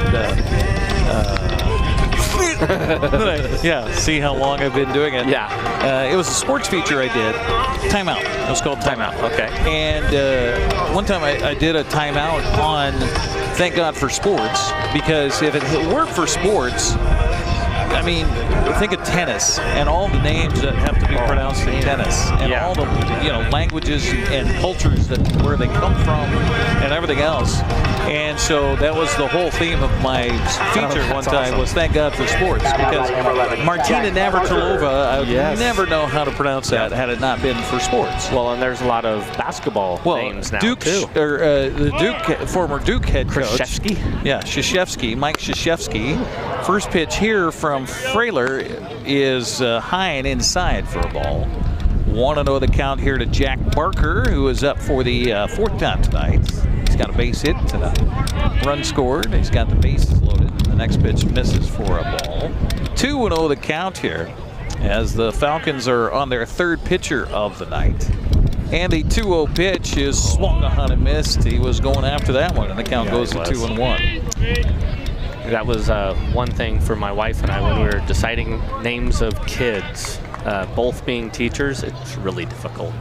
I learned that from my daughter, too, who, by the way, congratulations to my daughter and son-in-law. They just had baby boy a couple of weekends ago, so I'm officially a grandpa now. Nice. Happy about that. 3-1 pitch on the way here, swung on a chop foul. But when they were discussing names, I had a whole list of names for them, and we were talking on the phone. I said, how about this, and how about that, and how about this? My daughter is an elementary school teacher. Oh, yeah. And she goes, no, Dad, I know too many of those, and they're not good kids. Yep. Backhand ball. Throw home, and he's safe at home, or he's out at home? He did, okay. That was a decision over there by Dion at first base. On a beautiful pick. It was. It looked like he was a little bit indecisive on that, though, thinking, hey, I'm just going to take this bag, then thought, oh, I better go. So, again, communication before a play happens, right? So Firestone out at home on the fielder's choice. This pitch goes behind the base, or the hitter, and sliding in safely on the wild pitch from third base on the play is Quincy Marlborough. The AppleSox extend the lead to 9-0. Second time Wenatchee scored tonight on a wild pitch with a runner at third base. Yeah, I had my name set on, I won't say the name, but my wife is like, no. I had a student named X, and that ain't happening. Okay. Pitch here, he is a little outside for a moment. So we actually named our daughter after a kid that I had the same birthday as, and I coached him in football, basketball, and baseball. 4 years in baseball, 3 years in football. Fly ball to right field here in foul territory, and a long run for Slater. They'll make the catch, but the AppleSox tag and score another run here as trotting home on the play was Brady Bean. So give a sacrifice fly and an RBI for Noah Fields. He's got 3 ribbies on the night, scored a couple of times. Not a bad night for him. Jack McWilliams now steps up. Yeah. So yeah, I had him in class a couple times and coached him multiple times, and again, we shared the same birthday, and so we decided, boy or girl, Dylan, going to be named Dylan. So like yeah, and then Camden because of Camden Yards. Yep. So, I remember you telling me about that. Yeah. 0-1 the count here to McWilliams, and a swing and a miss here by Jack. Behind the count 0-2. Jack with a 2-run triple, almost a home run. Back in the fourth inning. He was debating on that one, wasn't he? He was. Ball misses inside here. Nice to have that microphone down on the field because we can hear the home plate umpire. Yeah. Telling us ball inside. Well, he's talking about it's a night of communication. There you go. That's what it is. Yep. 1-2 the count as Froehler delivers and inside and plucks him on the hip pocket. And so McWilliams, not happy about that, will undress partially and head down to first base. Second AppleSox batter being hit by a pitch here in the ballgame. So the struggles continue for Kelowna. Off to an 0-3 start. This one looks like it might be 0-4 on this season. As Jake Sanko steps up now. You know, it's never fun getting hit by a pitch, but when you're down in the count, 1-2, yeah, it's okay. Yeah, you take that. Sanko fouls the pitch off here, so he's behind 0-1. By the way, Baltimore leads Seattle in the bottom of the 5th inning, 2-1. Orioles have certainly had their struggles so far this season. Speaking of Camden Yards. Yes. Pitch here is a strike on the outside corner, 0-2 Sanko. And he asked the umpire about that one. Bryce Reeves is our home plate umpire, and Lance Crick is our base umpire. Pitch on the way, swung on and fouled, so he stays alive at 1-2. You know, here's a situation where you might want to send your runner Jack here, just because you got an 0-2 count. Yeah, but don't make it easy on him. At the same time, pitch you're up by 10 runs. So right field line out of play. Yeah, 10-0 AppleSox on top here. So I think they have a pretty good relationship between Mitch and Kelowna's coach. So I don't think that's something we want to burn bridges runners on the corners for the AppleSox. Pitch swung on and chopped off the plate to the third baseman. In on the ball. Good job by fielding it and a great throw. Nice job by Ty Shepard over there at third base. Put a gold star next to that one as the AppleSox are done here in the fifth, but they do get 2 more runs. We will head to the 6th inning of play. AppleSox lead at 10-0. Your AppleSox baseball is right here on the NCWLIFE Channel. Apple Valley Honda is bringing the future of driving to you. Introducing the all-new, all-electric Honda Prologue EV. Say goodbye to gas stations and hello to a whisper-quiet ride and zero emissions. The wait is over. Finally, a local option for a quality EV from a brand with a track record of exceptional quality and reliability. Experience the Honda Prologue EV for yourself at family-owned Apple Valley Honda. Stay close to home and visit us at Apple Valley Honda today for the life you live. Are you dealing with a pest or weed issue and you just don't know what to do? We use the best pest control methods approved for areas with kids and pets. Whether it's rats, mice, ants, or spiders, or something else altogether. We provide the coaching and solutions you're looking for. And you can know that your dollars are supporting a local, family-owned and operated business. Allow us to help you get back to living healthy and pest-free. Harvest Valley Pest Control. License plate Well, Blake Sandvig continues to throw for the AppleSox as we head to the 6th inning of play. He stands to be the winner tonight. The AppleSox can hang on to a 10-run lead. Yeah, usually pretty good. Max Bushyhead, Colin Robson, and Zach Weeder do appear in the inning. The 9, 1, and 2 batters for Kelowna, and Coach Doug Noche. Just to speak about how well he's thrown tonight, this is the 18th hitter, and ground ball to the third baseman, and they're going to say he's safe. Took that hop off the plate. And Sanko came in on the ball. He was playing back behind the bag quite a bit. So they're going to give an infield single to Bushyhead.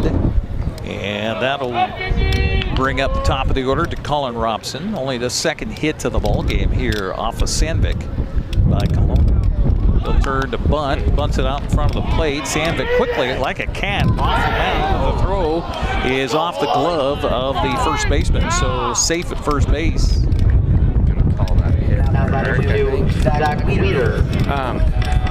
This is their 19th batter. We've had 32 come to the plate so far tonight. That's pretty good. Yeah, pretty good. And I had to say something right before the 5th inning started. Yeah, I just blew it. Sorry, Blake. It's all my fault. Zach Weeder steps in. 2 runners aboard. Pitch swung on a grounder to the right side, right to the first baseman. He'll throw to second for 1. The relay, no. A fake throw by the shortstop, Martinez. He'll look over at third. The runner there was holding, so they do get 1 out on the play. Now batting number 27, Jimmy choice. 3-6. Down to third goes Bushyhead. That brings up Jimmy Dion. Dion 0 for 2 with a fly out to the strikeout. Kelowna with their first real chance to score a run of the ball game with a runner on the corners and a swing and a foul to the plate. 0-1 the count to Dion. he changed speeds really well right there. You know, and he does that without really showing you from his arm delivery, right? Yes. I mean, and that's what you will love as a guy that's pitching for your team. Yeah. 1-1 the count to Dion here. Pitch swung on the ground to the right side. They'll go to second for 1. The relay to first is in time. Double play. No run scores.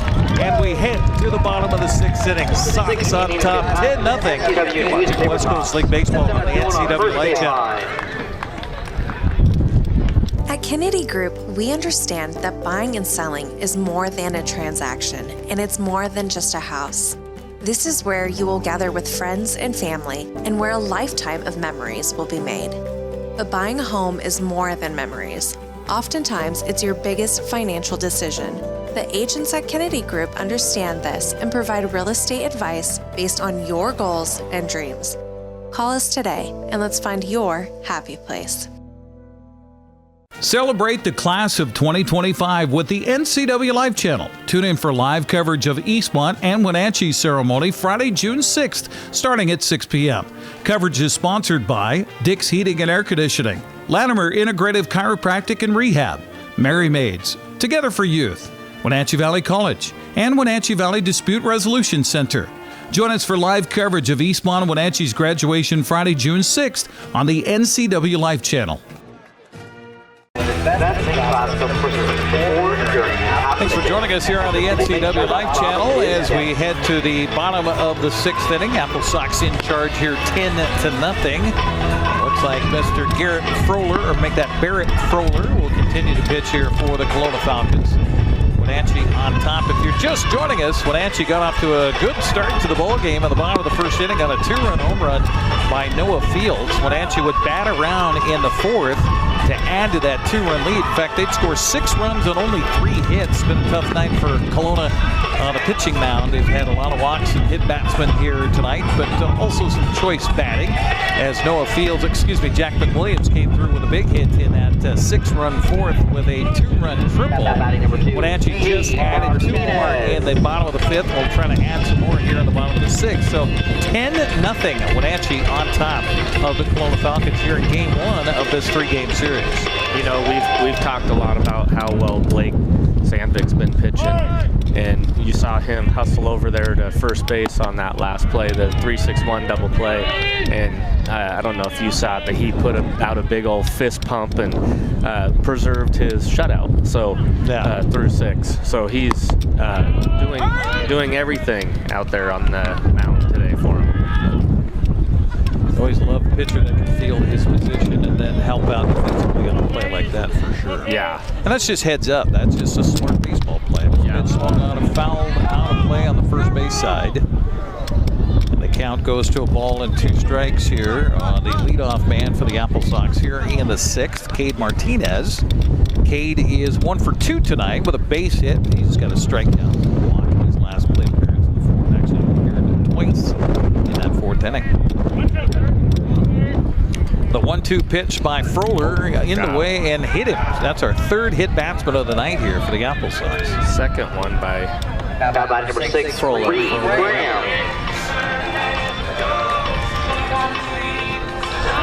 On the website for the West Coast League, the original starter that they had posted was Gio DeGrule, who was a scratch, or at least a change, or maybe he wasn't going to pitch no matter what. But I was kind of excited because he's from the Netherlands. Oh, yeah.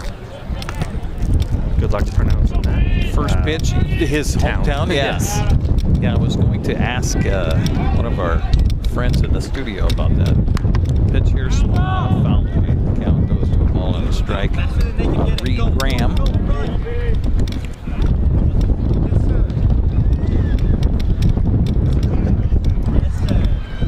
I was going to say Brooklaveen, Netherlands. Okay. Brooklaveen. I don't know if that's right or not, but Breukeleveen. Brooklaveen. Yeah, we'll call it that. From Newman University, another new one. Mm-hmm. I think that is in the Netherlands. Is it? Yeah. 2-1 the count. Pitch here swung on a miss, and the count goes to 2. There was some baseball league in the Netherlands. That was a summer collegiate league, and they had a team that came over and played against, this is going way back to the PIL days. This pitch misses inside for ball 3. Count runs full here to Graham. And they were called the Honkers. The Honkers. Yeah. Geese? Yes. Yep. Pitch swung on and hit in the air to center field. Not a tough play out there for Robson. And he will make the catch for the out. So 1 out for the AppleSox. That brings up Owen Firestone. Owen's got a base hit, scored a run. 1 for 1 on the night officially. Hit by pitch and a walk also. Yep. I remember learning years ago. In fact, this pitch is well hit, but right at the center fielder. Had to roam to his left a little bit, but he'll make the catch for the out. Difference between a plate appearance and an at-bat. They're two different things. Yes, definitely. So, for example, on Firestone, and prior to that line out to center field, he had 3 plate appearances, but only 1 at-bat. And that's, if you've watched the movie Moneyball, that is one of the things that, I can't remember the assistant's name, but he was so concerned about was on-base percentage. Right. And that comes off of your plate appearances. So prior to that at-bat, Firestone was 3 for 3 in the on-base percentage, so Billy Beane would have really enjoyed him. Yeah. You know, it's been interesting to watch the evolution for the Seattle Mariners now that Dan Wilson has taken over as manager after Scott Service was there for so long. And I thought he was actually a really good manager. This pitch swung on and hit in the air to left field, and this wind's going to play with this one. Oh, my goodness. Not again. That's where the center fielder should have taken it. Yeah, should have taken it, absolutely. But a fly out to left, and I'll talk more about that conversation as we continue here as we head to the 7th inning of play. AppleSox lead at 10-0. You're watching West Coast League Baseball on the NCWLIFE Channel. You trust the same doctor for your health and the same dentist for your smile. Trust Global Car Care to keep your vehicle running strong. We track your car's history so it gets the right care at the right time. With our 3-year, 36,000-mile warranty on parts and labor, you'll drive away with confidence. Global Car Care, your automotive experts. We service all makes and models, but specialize in Sprinter vans, Mercedes, Audi, Volkswagen, and BMW. Call or visit us today. Welcome to the summer of good. Good people, good taste, good vibes, and good, well, everything. When you're ready for some old-fashioned good, Abby's is your place. We've been celebrating summers around the P&W for over 60 years. At Abby's, good is a legendary tradition. Here's a good-looking pizza, guaranteed to bring some summer smiles. And right now, it's on sale, so it's good for your wallet too. This giant is loaded with toppings and can feed up to 6 people. Order at abbys.com. Give us a call or just drop by. It's the summer of good, only at Abby's Legendary Pizza. Welcome back once again here to Paul Thomas Senior Stadium, where we have a new pitcher taking over for the Wenatchee AppleSox. After a fantastic debut for Blake Sandvig, he goes 6 innings, no runs, 2 hits, 7 strikeouts in the ball game, and just 1 walk. Yeah, 1 walk in the game. So Blake Sandvig is out, and in comes Cohen Midlowski. Is that who it is? Gunnar Penskover. Oh, I'm sorry. Yeah, Penskover. Oh, I got the Gunnar Penskover from Grand Canyon University. All right, Penskover.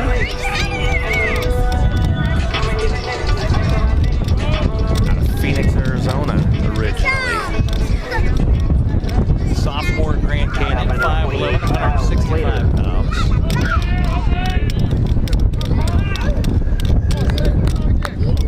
Well, we'll see if his first name lives up to how he can throw here. Gunnar. Yes. And the first pitch is a line drive to right field. Welcome to the game, Mr. Penskover. As the Falcons get Kyler Slater aboard on a base hit. That's his second hit of the ball game. So leadoff man aboard here in the 7th. We'll bring up Max Tremblay. Max has been struck out a couple of times. One swinging, one looking. He'll step in the left-handed batter's box. Wind kind of died and then kind of picked up again. Now look at the flag in center field, and it's not even moving. Yet here behind home plate, he's kind of whipping. This pitch whipped in there for a strike. 0-1 to count to Tremblay. Yeah, we're seeing some velocity tonight. All the way around. Yeah. 3 pitchers for Kelowna. Toss to the bag at first on that time. And a couple of pitchers now for the Wenatchee AppleSox tonight. Again, first of 3 games between these two teams. They'll play again tomorrow night at 6:35, and then on Thursday at 6:35. Throw low. Nice job by Reed Graham over there to kind of dig that one out and keep it going into the dugouts. One thing, a little change here at Paul Thomas Senior Stadium is in front of the dugouts on both sides after they put in the artificial surface. Pitch here is fastball missing inside for a ball. 1-1 to count. They put a fence up, a protective fence in front of the dugouts. That's nice. I tell you, I mentioned last game, we got to play here this year. The result wasn't great, but We still got to play here. Off the glove of the pitcher. They'll flip to second to one. The relay to first is in time. I'll give that a 1-4-6-3 double play. It hit his glove. Okay. It did. Yeah, and that padding that they have on that fence and everything just makes you feel so much more secure over there. And it's a perfect height, too, for a coach to put a clipboard and write down information. Yeah, you see the guys that are leaning on it on both sides here at Paul Thomas Senior Stadium. It's that good lean height. Yes. I wouldn't say I've maybe have been to an adult establishment a few times where it's a good bar height. Okay. 2 down in the inning as Matthew Marin steps in and quickly finds himself behind the count. Guys like it when the pitchers come in at first. Yes. Line delivery from the right-hander. This is outside.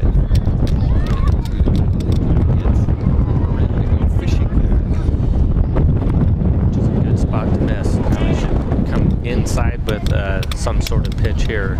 1-2 delivery is a check swing, and they check down to the first base. Umpire says nope, didn't go. So the count goes 2-2. That was a live fastball there. Boy, that was. Yeah, we are seeing some speed. Yeah. From these arms for the AppleSox tonight. The 2-2 delivery. Swung on a miss. And that'll do it for Kelowna here in the 7th. The fans here at the ballpark will stretch, and we will get ready for the bottom of the 7th with Wenatchee in charge, 10-0. You're watching AppleSox baseball on the NCWLIFE Channel. Right now for an ice cold beer from Alabama. For over 35 years, the Sangster family has been not only representing GMC, but the entire community. As one of the few family-owned dealerships in Washington, you can count on our personal integrity, which has spanned over 3 generations, to ensure your satisfaction. Sangster Motors stands behind everything we sell, from GMC professional-grade products and service from a professional-grade dealership. Remember, caring about your family is what brings you back to ours. There's no place like home, because home is where we're totally comfortable. It's where we can be ourselves and let our guards down. It's where we make memories. And we're always imagining new ways to keep it totally comfortable. Carrier, total comfort, totally happy. Call Alpine Air Heating and Cooling today. Your comfort is their priority. Well, the top of the order is due up for the Wenatchee AppleSox, but my guy with the eyes to my right says we might have some new hitters coming up for the AppleSox. We'll see about that.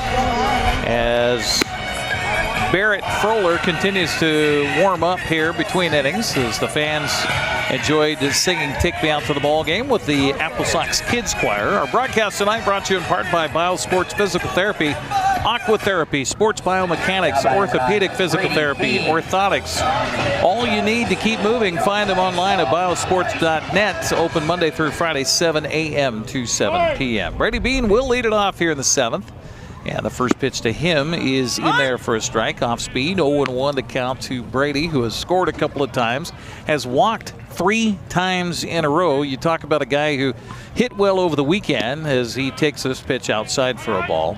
I mean, that just shows you the guy's seeing the ball well when you walk 3 times in a row. Yeah, and it speaks to a lot of his character, too, because you know, a lot of people, when they're hitting really well. This pitch swung on and hit in the air to right field. That's going to drop in for a base hit. So Brady Bean continues his hit streak to 4 games now to start the season. Yeah, like I was saying, his character of, you know, I'm not here to swing at anything just so I can put a ball in play. He's working counts and getting himself in good counts. And, you know, as a leadoff hitter, especially to walk 3 times, that's incredible, you know, because you have the responsibility of seeing the pitchers first, you know, to start off the game. Then you get to go back and give communication to your next hitters. So he's filling the role of a leadoff hitter very, very well right now. We got a pinch hitter at the plate. Nate Gray Jr. is hitting for Jack Barker. So we'll talk about those defensive changes as we get out to the field next time. He'll take this pitch for a ball. 2-0 the count. Again, Nate Gray Jr. out of the University of Hawaii Hilo from the Tri-Cities, 6 foot, 175 pounder. And he'll take 4 straight pitches and walk his way down to first base. Noah Fields. So Noah Fields is scheduled up next, and that is number 25 taking the bat to the plate. So Wenatchee runners at first and second with nobody out here in the top of the 7th, or bottom of the 7th inning, I should say. Fields on the night has scored a couple of times, has 3 RBI with a 2-run home run. This pitch grounded off the plate again. The throw to second base is in time. The throw to first will be gobbled up, actually not thrown by the second baseman out there. So they get 1 out on the play on a fielder's choice. 5-4 on that one. Down to third base goes Brady Bean. Out at second is Gray. And with runners on the corners down, 1 down, that brings up Jack McWilliams. Or is it? Yes, it is. Yeah. So you were mentioning your story about previous to Dan Wilson. Yeah, so Scott Service, we were talking about all of the metrics. Yes. And the saber metrics and all of the things you can get into. This pitch swung on and a fly ball foul down the left field line. Count evens to McWilliams at 1 ball and 1 strike. But, and watching the movie Moneyball and how much you can get into it, I think that Dan Wilson has simplified things and kind of pulled back from that a little bit and not gone so much with all of the stats and figures. Yeah, the one thing that I do notice that Dan does a lot more than any other manager that I pay attention to is, regardless how well a guy's hitting, if it's a right-handed pitcher and you're a right-handed hitter and there's a lefty that can come in and take your spot, he's going to have him do it, right? And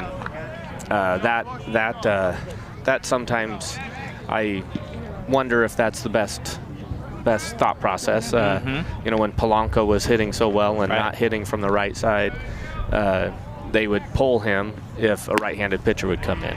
Excuse me, a left-handed pitcher would come in. Right. So, but who was the big guy from Eisenhower High School, Washington State University in Moneyball? Remember that? The guy that everybody thought was not washed up and done. Scott Hatteberg. Oh, yeah, Hatteberg. Yeah. Yep. Eisenhower High School, Washington State University. Taking a catcher, making him a first baseman. Yep. Pitcher's inside for ball 4 to McWilliams. Now batting number 33. And the statement was, he gets on base. That's why that's why it refreshed his Major League Baseball career. That's right. Came through with the home run and extra innings to break the record of consecutive wins for the Oakland A's at the time. Swung on a base hit right up the middle here. 1-run scores. AppleSox probably could have gotten more than that, but when you're up 10-0, you don't try to rub it in. Brady Bean comes home to score and give an RBI to Jake Sanko. Another new pitcher coming in, looks like.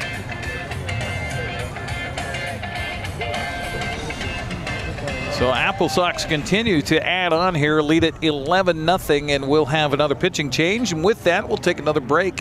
Come back after the 60-second timeout. You're watching AppleSox Baseball and the West Coast League on the NCWLIFE Channel. Get a great deal on making the most of every property. The Kubota commercial landscape lineup is built to do more. From the RTVX utility vehicle to the Z700 mower to the SVL track loader. When your reputation is on the line, you need equipment that doesn't let you down. Right now, bring home select Kubota equipment for 0 down, 0% APR for 48 months, or save up to $4,000. Tacos Chava has something new. Customers at Tacos Chava say it's the best Mexican food around. Nachos, enchiladas, tortas, ensaladas. And introducing camarones in many styles. You'll love the fresh salsa bar with so much selection. Are you ready for Tacos Chava? Find them at 2 great locations, the Wenatchee Valley Mall and Eniat. Tacos Chava, tan delicioso. New pitcher on the mound for the Kelowna Falcons is Dylan Greeno, and I cut off his last name on the roster here. I think I heard him say Greeno Graham, 6'3", 195-pound sophomore from Yakima Valley Community College. He is from Sheridan, New York. Yeah. How about that? It's a circuitous route. Yeah. Sheridan, New York to Yakima Valley to Kelowna. Yeah. You know, he likes to travel. Happens a lot. Yeah. Greeno Groom. Greeno Groom, okay.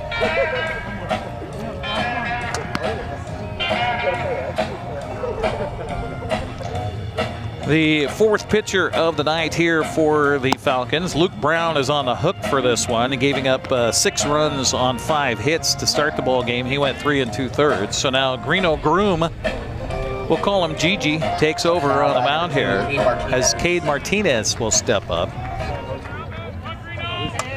Cade has been aboard a lot tonight. He had a base hit, a walk, was hit by a pitch. We've had 3 batters hit by a pitch for the AppleSox tonight, and he'll swing at the first pitch here and hit it out to right field. It goes over the right fielder's head, and that's going to score a bunch as 1 run comes home, 2 runs come home, and now got somebody hung out to dry. And we got a runner hung out to dry here as having to try to come home was the runner at third base, and now he's tagged out. That's Jake Sanko who gets tagged out because aggressive running by Cade Martinez. Hard to blame Cade.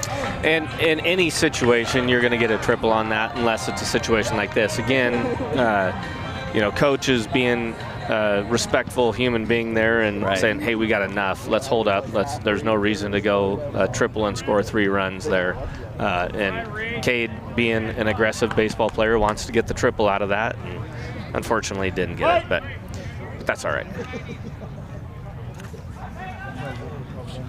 So now 2 outs in the inning for the AppleSox, and 3 more runs are in. Give a couple of RBIs there to Martinez. I don't think that right fielder had the ball in his glove, did it? I think it just blew over his head. Yeah, I think he may have misplayed it a little bit due to the fact that the wind is still, still blowing. You look at the flag, it's not howling like it was earlier. But no, and it's not consistent either. So one ball can come to you and it doesn't move. Next ball comes to you and it moves 9 feet. This pitch is outside, and a check of a throw out to second base. No throw there. I think you said before the game that there might be some balls that fly out to right field. I was, expecting more than 1 home run, but we've had just the 1 so far. A triple and a double for the AppleSox, who have certainly hit well tonight. What is that? 10 runs, 11 hits, or 13 runs, 11 hits. Yeah. 3-1 to count now to 2-2 actually. Oh, was it 2-2? Yeah. Okay, sorry about that. I see on the scoreboard it says 3-1, but the umpire Thanks just for gave backing us 2-2. me up there that the scoreboard says 3-1. Yeah. Oops. Okay. I have music there. Pitch here is, and that was something that was a little odd with the basketball we just covered, Bighorn basketball. Yeah. They were playing music throughout the entire game. That was weird. I went to a couple games. It's fun basketball to watch. Yeah. Very athletic, that's for sure. Full count pitch is, wow, missed apparently. So now by number 3, Tristan. Down to first base goes Graham.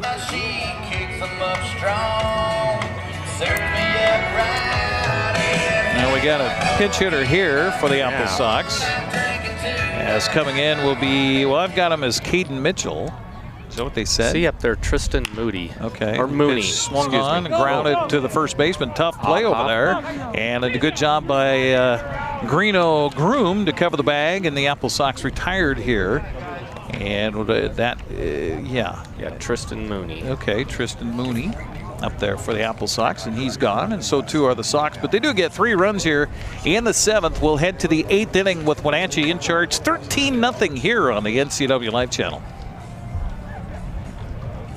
Les Schwab changed the tire game more than 70 years ago. Today, we still believe you should get more from less.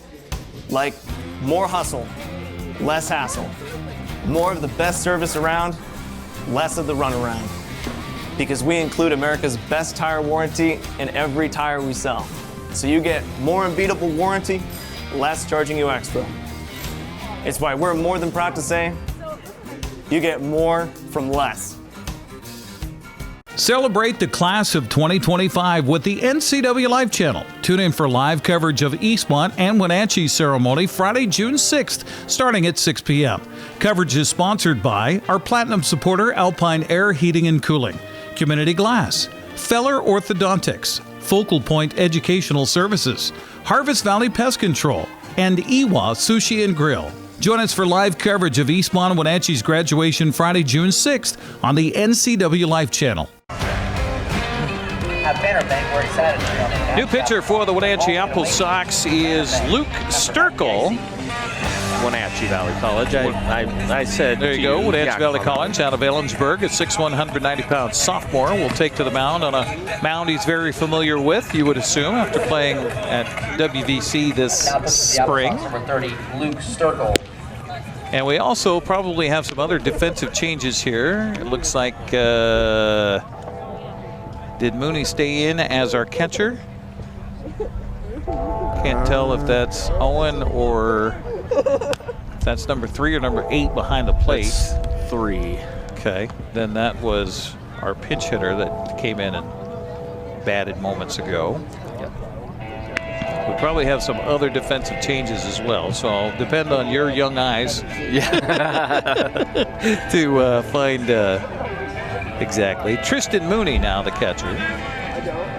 That's in for Owen Firestone. Sanko's still at third. Fields is at second. Martinez is at short, and I can't see the outfielders' numbers. That's all right. Pitch here is a fastball. Boy, that was a hefty pitch from Luke Sturkle in his first throw. Missed low for a ball. 1-0 the count. As Kurt Kestner starts it off.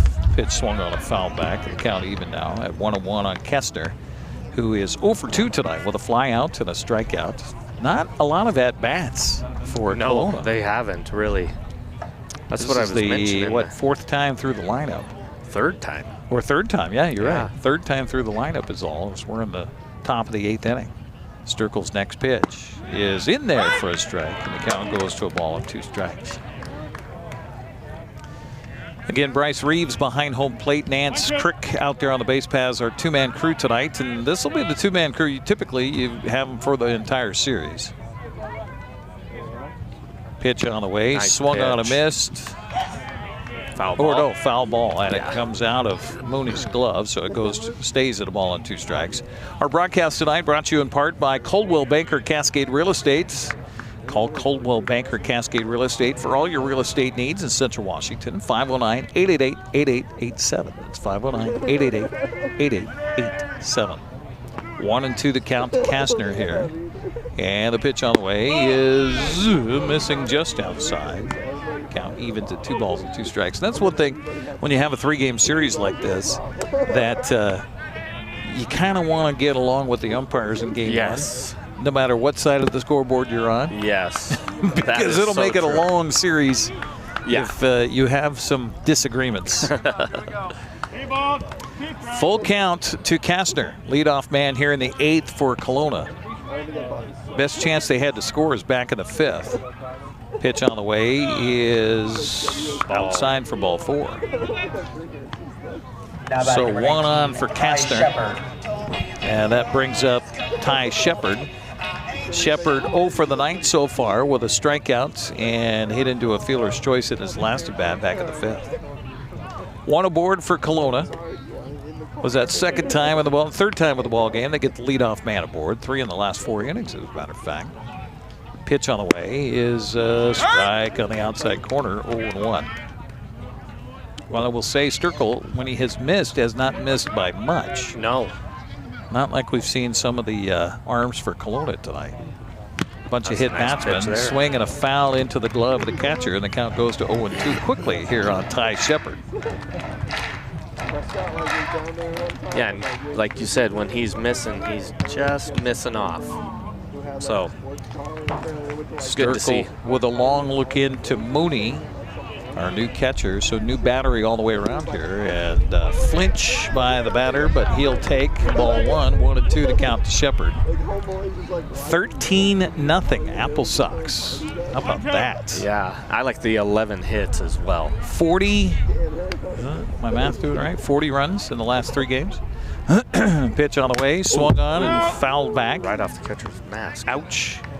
So the umpire will come out. And, you know, that's one thing about this artificial turf on the infield here, including around home plate, is the umpire doesn't have to brush off the plate. There is no dirt. You know, I did notice it the other night, though. There's those little rubber... Oh, the pellets? Oh, here he comes, yeah. In fact. Okay, he's rubbing it off. All right. I don't think the plate was dirty right there. No, he's just trying to give Mooney a little time because that ball probably had him seeing stars back there. Yeah. 1-2 the count here on Ty Shepard. Runner aboard, nobody out for Kelowna, top of the 8th inning. Pitch, curveball, swung on and missed, and gone with the strikeout is Ty Shepard. That's the first out of the inning. By number 13, Max Bushyhead. By the way, let's see, we had 7 strikeouts by our starter Sandvig tonight, and then a strikeout by Penscover, and now a strikeout here, so almost 8 approaching strikeouts? Double-digit strikeouts tonight for the pitching crew. Swing and a miss. Speaking of strikes, 0-1 the count here to Bushyhead. 1 for 2 tonight with a strikeout looking, and then a dribbler up the first or third baseline back in the 6th. Infield single. And the pitch on the way is off the catcher's glove, and the runner's going to hold at first. And the count now even to Bushyhead at 1-1 strike. Broadcast here on the NCWLIFE Channel, also brought to you by Global Car Care. Your vehicle is their #1 priority. Diesels and European cars are their specialty. Pickup and drop-off available too. Stop by their website at globalcarcare.net. Good pitch. Strike called by our home plate umpire Bryce Reeves. Count goes to a ball and 2 strikes. You know, we made mention of how nice the field looks, and when I went down to get the lineup cards from the Kelowna coach, he said he was talking to one of his players about, hey, how does the field play? Meaning, like, how are the hops off of the infield, you know, because it's different than last year. And we had a little communication. He's like, oh my gosh, I hated coming here because the field just gave us so unpredictable hops. Yeah, and, that's true. Talked about how the second baseman that's now playing at Oregon State, and how he's going to be a first-round draft pick, and he had multiple errors at second base, and that's not like him. So. Right. 2 down in the inning on another strikeout here by Sturkle in relief. Back to the top of the order for Colin Robson. Robson in the left-handed batter's box, facing the right-hander on the mound for the AppleSox, and the pitch is bouncing in. Nice stop by Mooney, and the count 1-0. We're in the top of the 8th inning. Wenatchee, your score, your screen is correct. 13-0. Wenatchee on top. Scoring 2 runs in the first, 6 runs in the 4th, 2 runs in the 5th, and another 3 runs in the 7th. Strike here, and count even to Robson at 1-1 strike. Bunt single for Robson back in the 6th, so he's 1 for 3 tonight, with a couple of ground outs to the second baseman. Swung on here and hit hard, play. And in the air, long run, and that's going to fall into no man's land out there. So that would not be considered a Texas leaguer. Because Texas leaguer I see as a little soft, line drive. Yeah, I'll give you that. It's a base hit no matter what. Yes.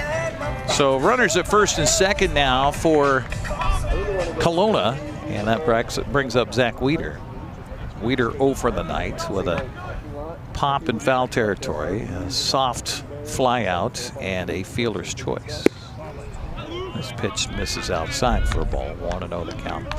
Normally speaking, AppleSox, we can probably assume they're going to hang on a win here. But game like this, coaches really don't like to talk after the games like this. So this pitch swung on a hit hard, but foul. Been a long night. It has two been more a long ahead of night. you. Let's get home is Yep. what they're thinking. Yeah, exactly. So, and it's not like it's beautiful. No, it's 80 degrees night. It's a little brisk starting here. to get a little chillier. A little here. brisk. We've seen fans reaching for the sweatshirts and jackets. Pitch swung on it, and a fly ball to left center. There we go. And left fielder will squeeze that for the final out, and that'll do it here for Kelowna in the 8th. We'll head to the bottom of the 8th. As Wenatchee is on top 13-0. You're watching AppleSox baseball on the NCWLIFE Channel. Fresh food, local spirits, great coffee. Hey man, how's your arm? Getting better, actually, thanks. Did they give you anything for pain after surgery? Because I think I may have some left over. Nah, that's all right, man. Actually, me and my doctor talked about not sharing prescriptions, and that ibuprofen's a good option for me. The risk of addiction, it's not worth it. Makes sense. Take the next step. Don't share your prescriptions and talk to your friends about the dangers of opioids. Hey, welcome back to Save Mart. What can we help you find today? We're looking for a mattress. Oh, right this way. We got a large selection. We have this pillow top here. Oh, comfortable. We have more to choose from down here. Oh. I think I have the perfect one over here for you. I guess we'll take this one. You'll find it at Save Mart. Full service at a low, low price. AppleSox baseball on the NCWLIFE Channel, brought to you in part by Harvest Valley Pest Control. You can rest assured Harvest Valley Pest Control uses kid and pet safe materials around your home or office.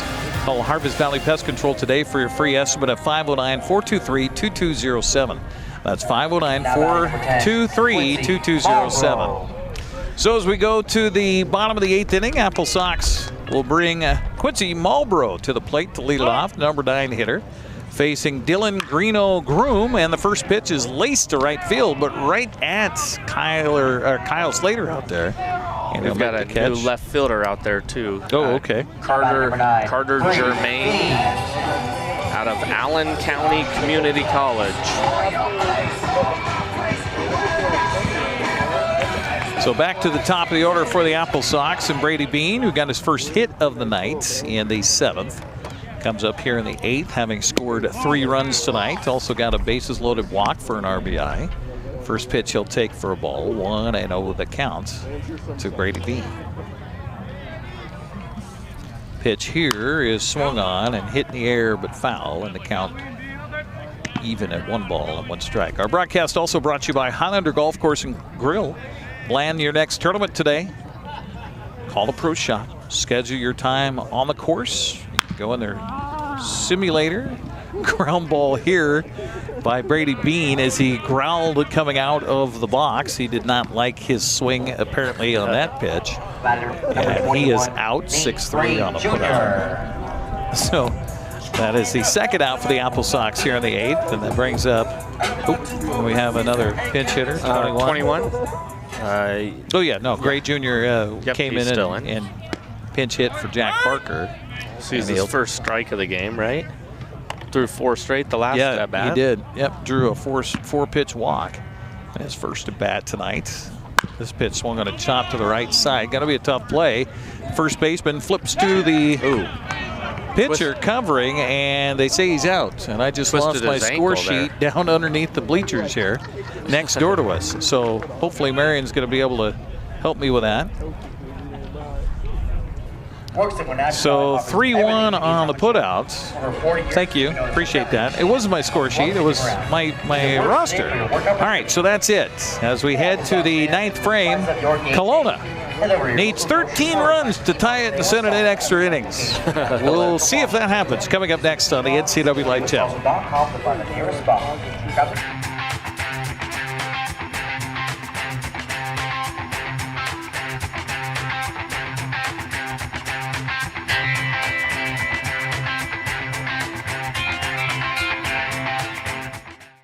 A new video game, a movie, dinner with friends. There are a lot of things worth saving up for.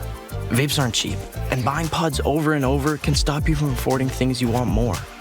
When it comes to your money, choose what matters. Choose you. When life gets stressful, jumping into your passions can help you find your calm. Avoid vapes, which contain nicotine and can make feelings of anxiety and depression worse. When it comes to your mental health, choose what matters. Choose you. What? That's not the... Welcome back once again here to Paul Thomas Senior Stadium as we have a new pitcher on the mound here for the Wenatchee AppleSox. And I just heard them announce that it was Joe Skyleman on the mound now for the AppleSox as he'll take over. We've got 23 as Max Mendez, but again, put an asterisk next to the roster because sometimes the jerseys will change right before the game. And Joe Skyleman, of course, out of Wenatchee High School. Yep. And Wenatchee Valley College, 6'2", 195-pounder, sophomore at WVC. So Skyleman will get his first shot in an AppleSox uniform to try to wrap things up here for Wenatchee. And Jimmy Dion will start things off here in the 9th inning. 13-0 Wenatchee on top here on the NCWLIFE Channel.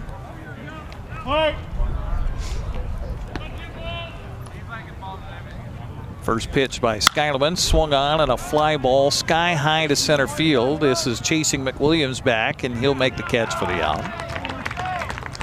Of course, I assume that that's still McWilliams out there, but he's about, I think he's in the next area code.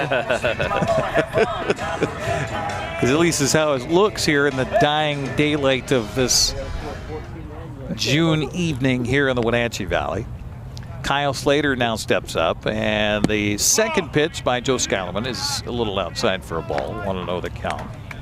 So Blake Sandvig goes 6 innings, no runs, 7 strikeouts, 2 hits, a walk. Here's a pitch called for a strike to Slater. Count even at 1 ball and 1 strike. So everybody else has gone an inning. Gunnar Penskover went an inning, no runs, 1 hit. Luke Sturkle goes an inning. No runs, 1 hit. And Skyleman with another strike. Count goes to a ball and 2 strikes here. Skyleman ready, and the right-hander's delivery on the way is a curveball. Strike 3 called, gone looking. Is Slater. 2 outs in the inning. Now by number 7, Carter Germain. All right, this is our left fielder. Came in last inning.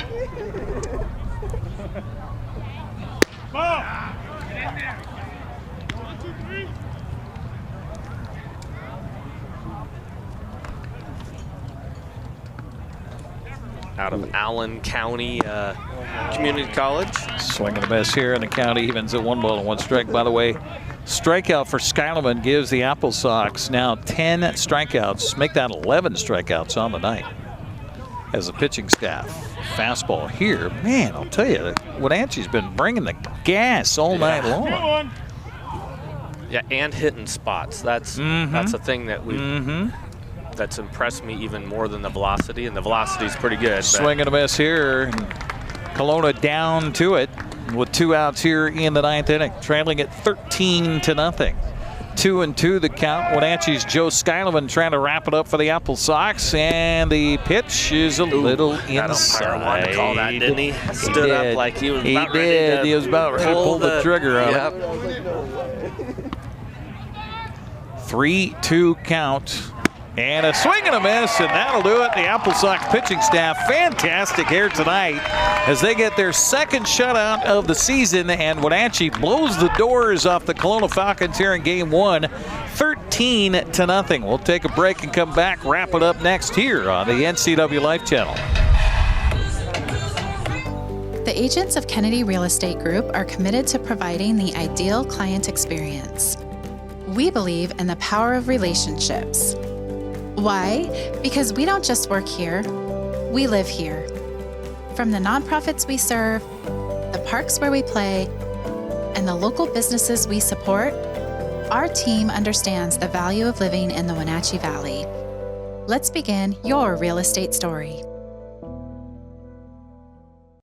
Highlander Golf Course and Grill, located in East Wenatchee, offers terrific views and challenging play for golfers at every skill level. From the golf course to the grill, you don't need to be a member to dine in style and play golf too. Highlander's well-groomed fairways and greens keep it difficult, yet friendly for your regular rounds of golf or a new destination for you and your out-of-town friends. Contact the Highlander Pro Shop today to schedule your tee time, outing, or tournament. Open 7 days a week, where everyone is welcome to play and eat. Well, the Wenatchee AppleSox get the big win tonight by a score of 13-0 over the Kelowna Falcons, and Wenatchee has found the spigot as far as turning on the offense. 10 runs on Saturday, 17 on Sunday, now 13 here tonight to open up this 3-game series and improve to 3-1 on the season, winning their 3rd straight. Yeah, it's hard not to win when you score, like you said, 40 runs in 3 games, but in those 3 games, our defense and our pitching has been phenomenal as well. I can't speak highly enough about how our pitchers tonight attacked the zone time after time after time. What did we have? 1 walk the whole game? Yeah. 1 walk the whole game, and that's it. We struck out 11, 12 guys. No, 2 walks. 2 walks. 2 walks, yep. Okay. So to do that in 9 innings is a pretty fantastic performance, and that all started off with Blake Sandvig. Yeah, Blake Sandvig coming out and just setting the tone early and often, and did a tremendous Congratulations to Blake. He gets the win here tonight in his debut. Goes 6 innings, no runs, 2 hits, 7 strikeouts, a walk. Meanwhile, offensively, a big 2-run home run. Really kind of set the stage for the AppleSox here tonight by Noah Fields, who was a last-minute addition to the lineup tonight. He was. Because of an illness in the clubhouse, and so he comes in. He just scores 3 times and has 3 RBI and the 2-run home run. Also a big 2-run triple for Jack McWilliams here tonight. He scored 2 runs. AppleSox up and down the lineup, just about everybody getting involved in the offense as they get the 13-0 win here over Kelowna. A reminder, they'll play again tomorrow night and on Thursday night at 6:35. We'll have our next AppleSox broadcast on the NCWLIFE Channel a week from tomorrow against the Kamloops North Paws here at Paul Thomas Senior Stadium. On behalf of our entire crew tonight, thank you to Ethan Leonard back in the studios, our producers on site here as well. Our line producers have been Malcolm Whitehall as well as Tucker Wagner, and our camera folks, Dan Kuntz, Cagney Fox, Juan Sanchez, and Eli Ginter, and of course our production assistant, Marion Granstrom. On behalf of Brandon Schmitten, I'm Eric Granstrom. Thanks for watching AppleSox Baseball on the NCWLIFE Channel. Sox win it 13-0. Have a good night, everybody. The pitch by Busic.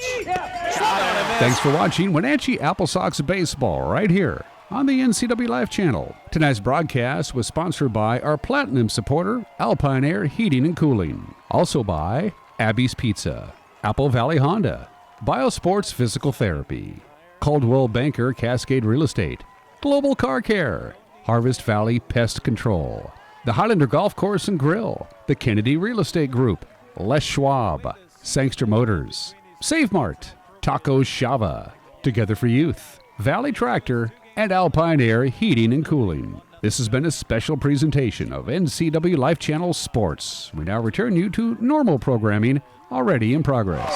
So the AppleSox will advance